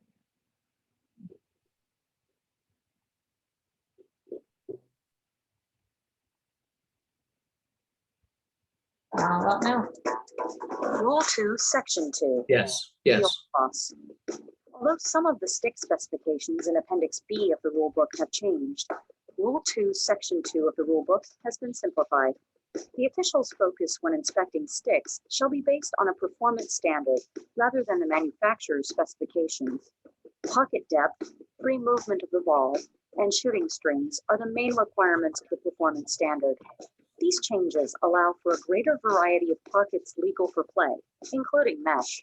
When checking a stick, the officials shall check the pocket depth of both the front and back of the pocket to assure that the top of the ball remains above the top of the sidewall.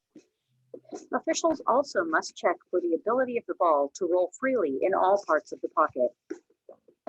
If the stick is strung with shooting strings, the pocket of the stick must have no more than 2 shooting strings, both of which must be attached directly to the sidewalls. Shooting strings may not be coiled more than twice between thongs or be made from flat laces.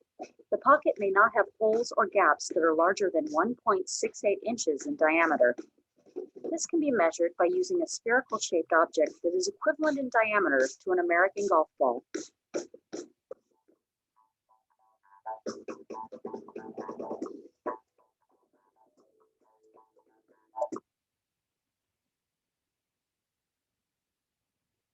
All right, anybody have any questions about that? Yep. So I think, 1 second, let me get At the lower levels, it is less strict. You don't have the same requirements that the ball peek over the side of the stick. So at the 3, 4, it's less of an issue. correct. So at the 3, well, yeah, is it only 3/4? Below about 5, 6. I'll have to double check that, but yes, they could have half of the ball below the wall there. One of the couple things to point out, the official has to hold the stick at eye level, and then when they turn it around to ensure the ball moves freely on the backside, you saw that they dumped it at an angle to make sure that it does fall right out freely as well.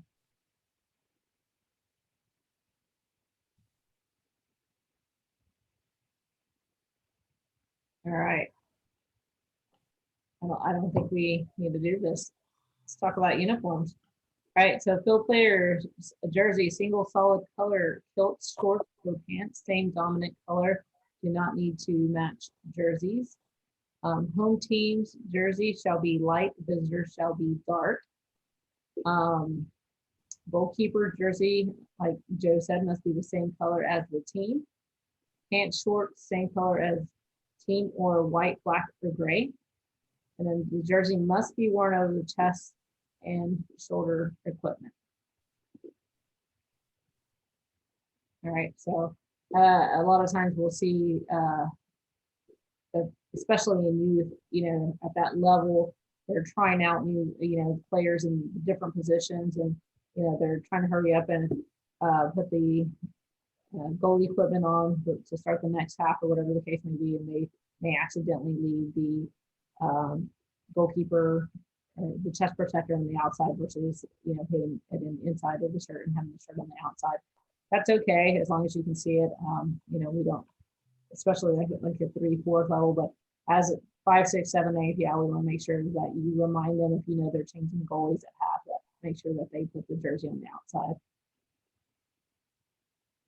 All right, mandatory field equipment, we kind of went over this earlier. So the eyewear must meet ASTM 3077 approved. Again, the mouth guard cannot be white, clear, nor have graphics or white teeth. Close fitting gloves are allowed. Headgear, again, ASTM 3137 approved and may be worn.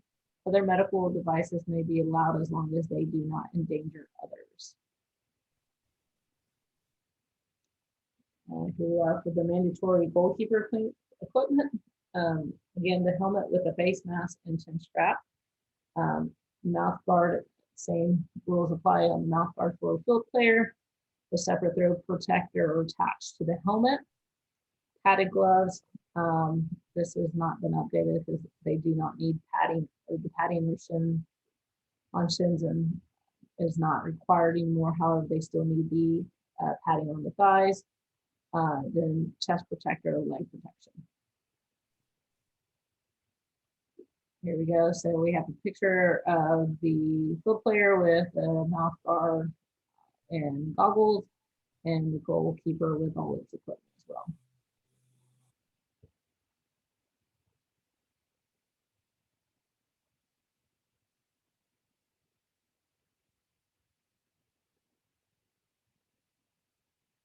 Again, shin pads are not required anymore.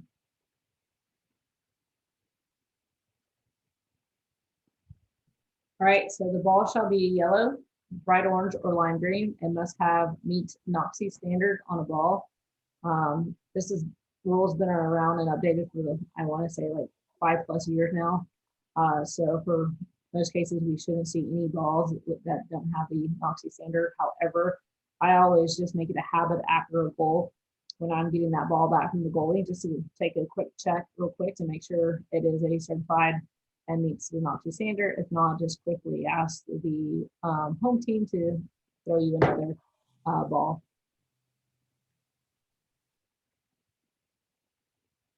All right, so we shall arrive on site 30 minutes prior to the game. This should allow you enough time to walk the field, have your pre-game meeting with your partner, have your captain and coaches meeting. So prior to the game, again, we want to inspect the field and goals and conduct your pre-game meeting with your partner. If there's been 3 games there already, then no, you're not expected to walk the field again. But you still want to have your pre-game meeting with the partner. What are you talking about at the pre-game meeting? Maybe some things you're working on. I like to choose one thing that I probably want to work on that season. So, I'll talk to my partner about that. If I feel like I'm gonna need help on a certain area because maybe the sun's in my eyes, we'll discuss that. We'll go over the duties with the score and timer. Oops. Meet with the captains and head coach. Again, go over our captain's meeting, and then after that is done, we'll do uniform equipment, stick check for each time. At the youth level, they don't really have anthem or roster lineup announced. So, having the captains and coaches meeting probably like 10 minutes prior to game start should be sufficient time to get your meeting done and then do your stick check and uniform and equipment check. And get the time or game started on time. At the high school level, I usually, when I get there, I'll have me and my partner walk over to the home team and just kind of ask them real quick, or even if they're gonna have a anthem and roster, so that we know what time, maybe we're gonna do captains and coaches meeting at 15 till to allow us enough time to have stick check done before they do the anthem and roster. Anything else to add there, Jim? I know there's a lot to sort of you're drinking from the fire hose, but this will become second nature before you know it. Does anybody have any questions?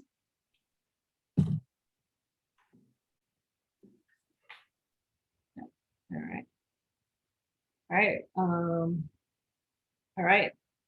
A flat bottom goal cage is legal. So we're doing some true and false here, guys. Anybody chime in and please answer, or I can call on you. So the first one, a flat bottom goal cage is legal and needs no padding. True. Correct.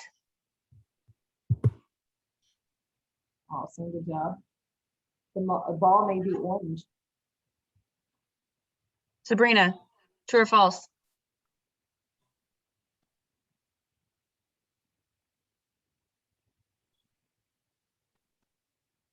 Yeah, on mute, Sabrina.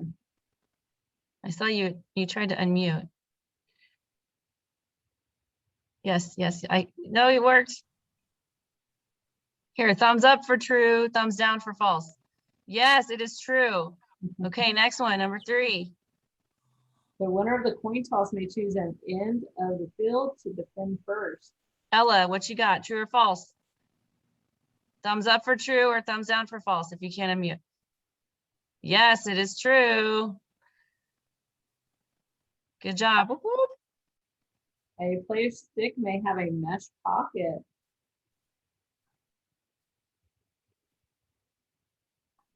Who's left? Slayton, true or false? Yes, true. All of those are true. All right, very nice. Good job. Can you take over for a second, please? Yep, I'm ready. So we have one more section to get in before our 9:30. Are we all good? Hold on tight. Okay, so our last section for today, and just kind of as a side note, what I'm going to do after our call is there's a workbook, and now that we've kind of got started talking about some of these items, then you can go through and fill it in. I encourage you, if you can, to print it out. Being in the virtual setting, it's a little, challenging for some of all these documents, to get to you, but I encourage you to print it out if you can, or at least you can, jot down, from the screen onto like some notebook paper and refer back to it as you go. But it covers all the areas that we talked about, the workbook, like I'm referencing. So the junior officials, there'll be the junior workbook, and then Ed, you'll have the level 1 workbook, which is just the adults, if you will. And you can start filling that out from what we discussed today, and then have it ready to go for our next session. And then I'll also follow up with all the stuff that you need that we're going to talk about during that next session as well. All right, so let's kick it off. We're going to look at game and timing procedures. So it's kind of a big section. If we don't quite finish it today, then we'll finish it up for next time. And I'm going to give you guys a little bit of homework, a little bit of reading to do for next time, which I think I already included actually in your email on what we'll need to cover for the next set of information. So let me pull up my screen share. We're looking at game and timing procedures. So let's see what you'll need in this section. Let me see if there's any of our attachments here. We'll have the game timer responsibilities. You can pull that up. The youth game timer responsibilities. And there might be also the game timer procedures review. So all of those from the attachments will kind of hit, and you can follow along with some of that information.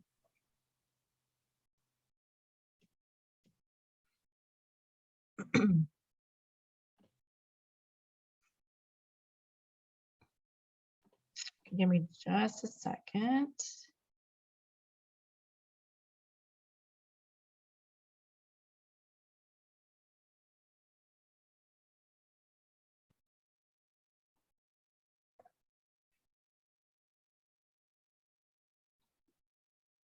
Okay, everything look good?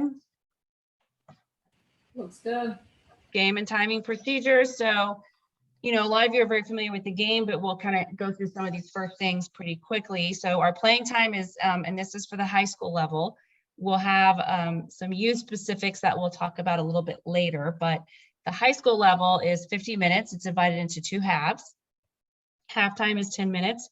A lot of times that's up for discussion, because at the captain's meeting, we'll say, would you like 5, 7, or 10?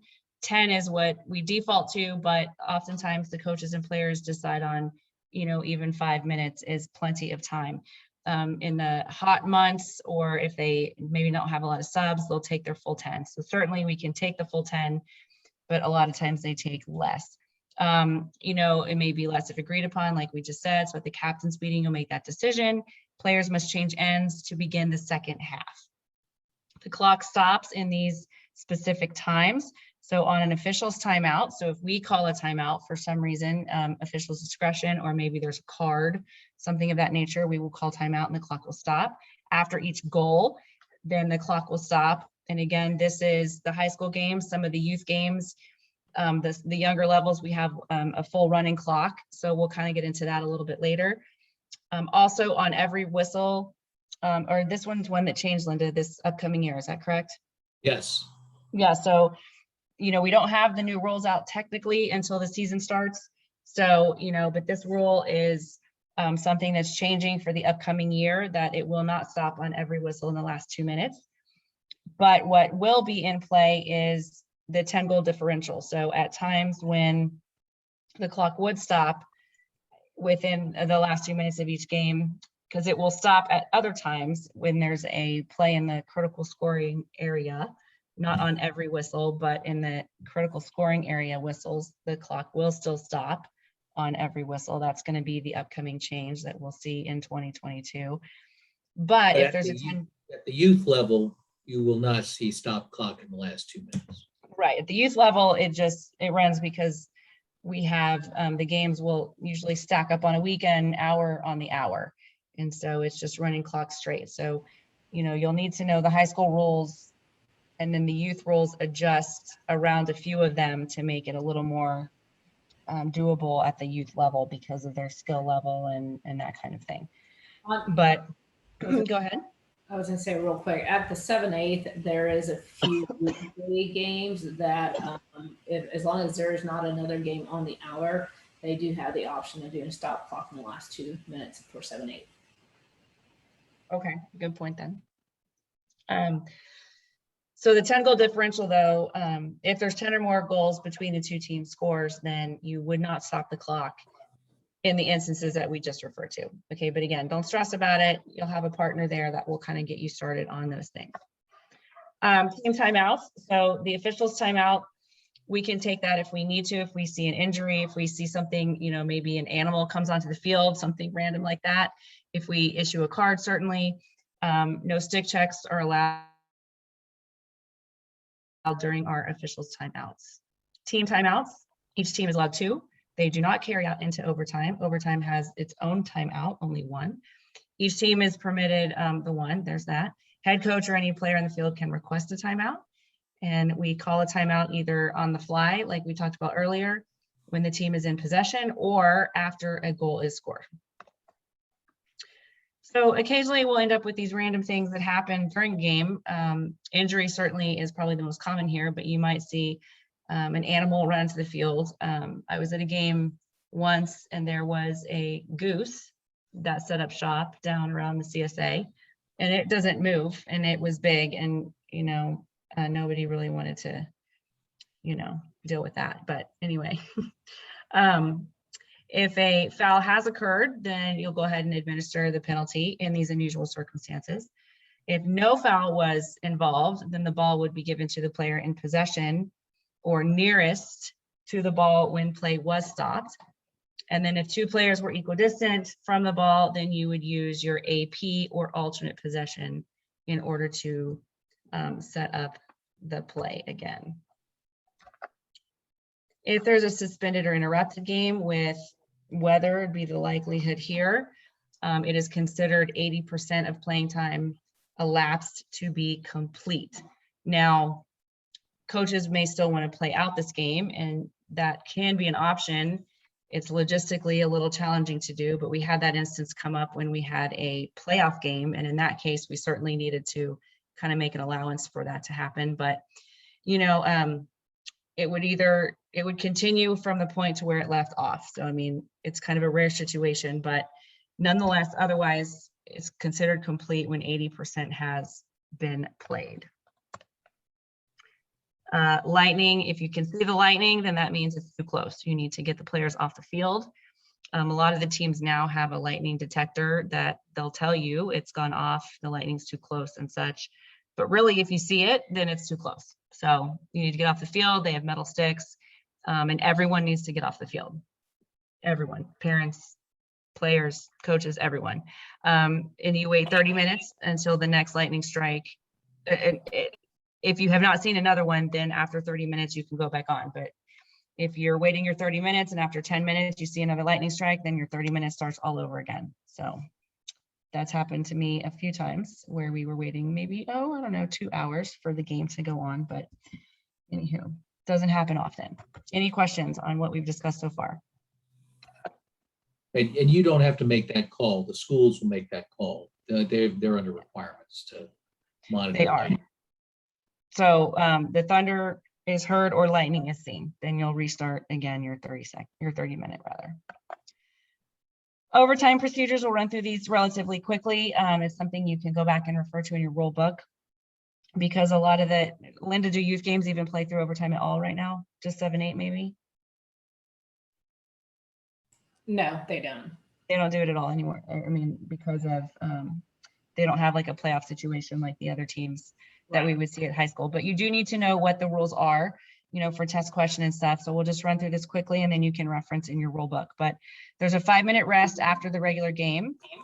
You'll do another coin toss, again, where the visiting team would call it, and they can choose choice events or AP, would continue actually from regulation.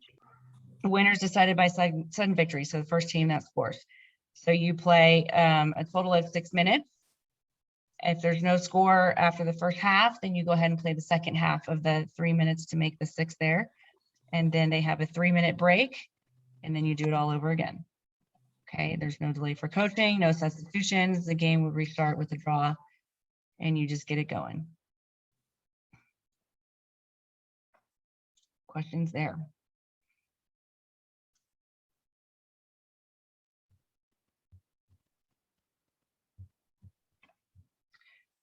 Okay, let's talk about substitution. So players sub freely throughout the game during play or after a goal. They need to be coming in and out of that substitution area. If they are not, you need to remind them of it, because it's also something we can go back and penalize them for, all right? But subbing must take place in the team substitution area. They must wait until their teammate is completely inside that box before they step back on the field.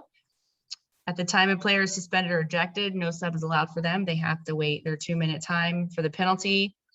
And then either they can go back in if they're allowed based on what the foul was, or, you know, another teammate can go back in after the 2-minute time allotment. That would be as example as a yellow card for 2 minutes. A sub may replace an injured player. So if we call a timeout for an injury, we can go ahead and have a sub come on, get the injured player off of the field.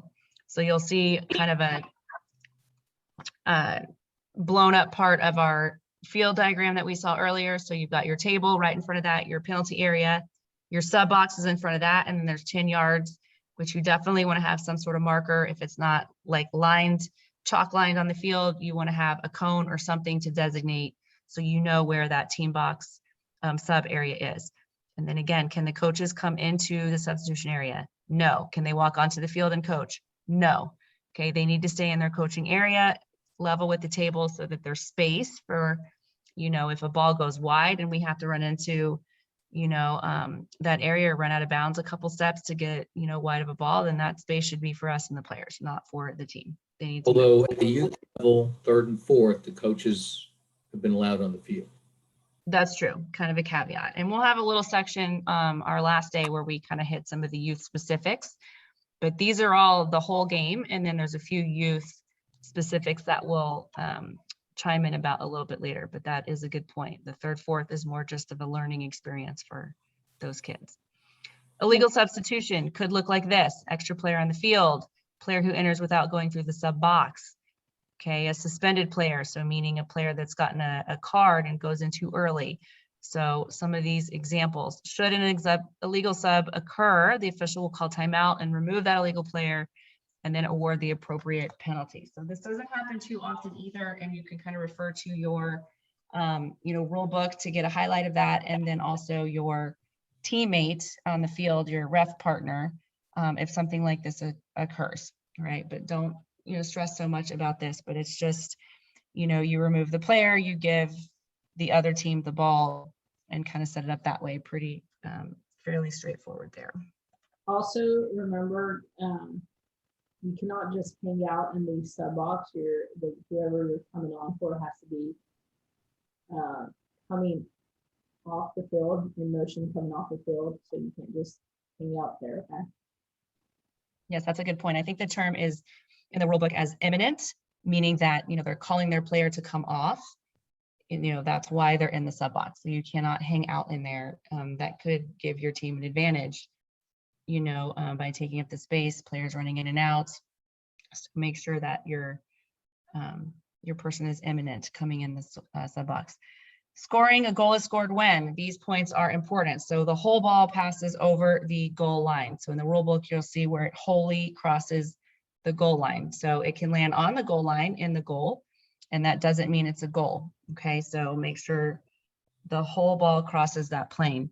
The ball has been shot with an illegal cross of an attack player. So if there's a deep pocket and a goal is scored, there was a stick check and you found that stick was illegal, then the goal would be called back. The ball goes off the cross of or body of a defender. So a deflection off a defense. The ball is released from the cross before time expires. So this is highlighted because this is a fairly recent change. So the ball can leave the cross, the whistle can, or the horn can blow, and we have to wait and see what happens to that ball. And Linda and I had quite a game where this happened in the spring, where we actually had to make this call because it was a district playoff game and it mattered, that game. Remember, Linda? That was a good time. It was tense, but the ball has to be released and then the time can go out, but it has to at least leave the cross before time expires. It is not a goal when it's put through the goal by a non-player official. The ball comes off the body of an attacker, or an attacker steps on or over the goal circle. So we might hear that they stepped into the crease, but really in the women's game, it's the goal circle. A foul by the attack occurs on the shot. So if we see any kind of cardable foul or something like that, some of these examples, damage to propel, follow through, those are cards. If there's a goal circle or an offsides, anything like that, any foul occurs on the shot, we would take the goal back. The goal is scored with an illegal cross. Again, it can't be illegal. The ball enters the goal from an attacking team's goalkeeper. So goalkeepers cannot score a goal. Questions on that They section? change sticks, even if they change sticks. Correct, yeah. All right, so let me maybe hit this slide or two, and then we'll regroup on what the next section is going to look like. So starting in restart play. So each half of the game, the overtime period, and after each goal, we start with what's called a draw. It is not a face-off. So if you're coming from the other game, then just have your terminology correct when you come to the women's game. It's a draw. Any number of players up to 12 may be on the field at the start of each draw. So a little bit of animation here with, you'll see the X's and O's. So you'll have your center pair taking the draw and then another 2 pair on the circle. Everyone else is outside of the restraining line. So only 3 pairs total between the restraining line. Everyone else has to be beyond that until there's possession taken from the draw. And we actually say that as one of our mechanics as well as an official. We'll get into that later. They'll be at the center circle. They'll toe the line. 2 other teammates can be between those restraining lines. Goalies are not allowed between the restraining lines on the draw. And then, as I said, all other players must be outside those restraining lines. They don't have to be even, like you'll see 4 pair and 4 pair. There could be 5 pair and 3 pair. It kind of depends on, maybe the strategy at that time in the game. But as long as they're not going to be off sides, then they can be uneven as far as how they're matched up to start the draw.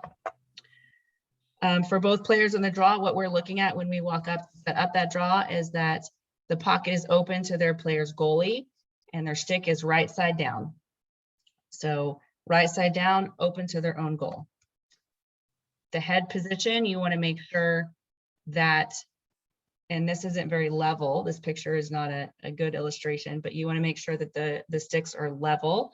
They rest comfortably with both players, so around the hips. Their toes are toeing the line. This one, they're both drawing with their right hand, so you'll see them opposite each other. It could be where one is drawing one right hand, one left hand, and they're on the same side. It doesn't matter for us as long as the sticks are in the same position and you can see that they are here. Okay, there's a close up there. This girl, where we can see her feet, she's not toeing the line, so we would want to correct that and make sure her toes are right up against that line, both players. Oh, crosses are held in the air. They're parallel to and above the center line, so they all make one plane if you think of your geometry. The first motion of the draw must be up. No players can step on or over the restraining line until the official signals possession. So that means that once the draw goes up, then the players are going to try to get the ball, and once someone has possession, the ref will also announce possession, and then everyone can cross the restraining line if the ball is still in that area. A lot of times it'll leave the restraining line. I mean, it'll go beyond the restraining line anyway with the play, and so then players can go ahead and make a play for that ball. Players taking the draw must be motionless except for their head movement, so they cannot reset themselves, like kind of squat down and reset. They have to remain motionless unless otherwise it will be a turnover. No players can step on or over the center circle, and players may reach over the restraining line to play the ball as long as their foot does not touch the line. So they can reach their stick over, but just not their feet or body touching. Questions on that?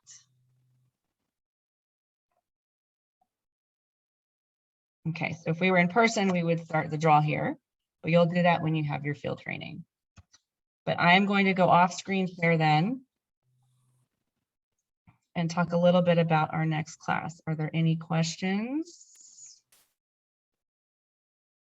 Okay, so, and Linda, chime in here in just a moment. So a couple things for next class. So almost, I think all of the high school girls attending tonight and that registered for our class had a conflict for Thursday. We have a game. And so we were going to kick the next session to Sunday evening instead. So I made that note in my communication. Did everyone see that? Are we good with that? Is there any conflicts with that? So we would go tonight, Tuesday, we would have our second session Sunday, which is the 3rd, I believe, and then our follow-up session on next Tuesday, which is the 5th. Everyone's good with that? Same time, Sunday evening? Yep, same time. So 7 o'clock start, yes. So what I'm going to do here in just a bit or tomorrow is that we have the workbooks that I referenced. So I'll send the workbooks out and I want you guys to kind of take a look at those and fill in what we discussed today. So we talked about almost 3 total sections of the 6 that we're going to cover. The next one is going to be a lot of fun. We get into rules, which is really kind of the meat of the game. A lot of business was really today until this last one we did, this last PowerPoint here. And then I will follow up in a couple days with all the documents and kind of the outline like I did initially with what you'll need for session number 2 on Sunday. So in the email I sent, and I'll pull it up quickly just to remind myself, but I think I talked about, let's see, your homework. So one of your attachments was the manual. And so I would like for you to read in the manual rules 8, 9, and 10. So just some reading, and it will tee you up for the rules discussion that we have next session. Okay, now I attached an extra document that you'll use as a reference sheet. It's just a front, back, or 2-page document called the rules reference sheet. If you could print that out, that would be handy because you know, we do not have the rule books published yet for the next season. So the rule reference sheet is really kind of the sneak peek at all the rules laid out on 2 pages. So for next class, if you could again, print the rule reference sheet, it's one of the attachments, read for your manual homework assignment. And then I'm going to also send these workbooks. Now that we've discussed some information, you can start filling those out or at least get, you know, some notebook paper and jot the answers down and follow along on the computer screen. Okay, any questions with your homework assignment? So now that we bumped class to Sunday, everyone should be able to get their work done. Yes, you're all going to be good students. Remember, I'm a teacher, so really looking out for that. Any questions on what we did tonight? Linda, anything else to add? Joe? Nope. Just, yeah, this is your chance to ask any questions you might have. Don't be embarrassed. There's no bad question. And some of you talked about, yes, practice on Sunday. So just jump on right when you get in. Yes, yes. Okay. So look out for my email, please. It's kind of late tonight, so maybe not tonight. But tomorrow I will get the workbooks out and in a couple days follow up with the other documents for next session. So do your homework. Certainly email us with any questions. If you haven't registered, you know, we'll go back in and tick the attendance for tonight. And if you need to do the PayPal link, let us know what information you need. Okay. If you don't want to ask in the group, certainly just email us offline. That would be fine too. But I think we're all set for tonight. Again, Joe, Linda, anything else? Okay. Have a good evening, guys. Thanks for joining us tonight. And we will see you on Sunday.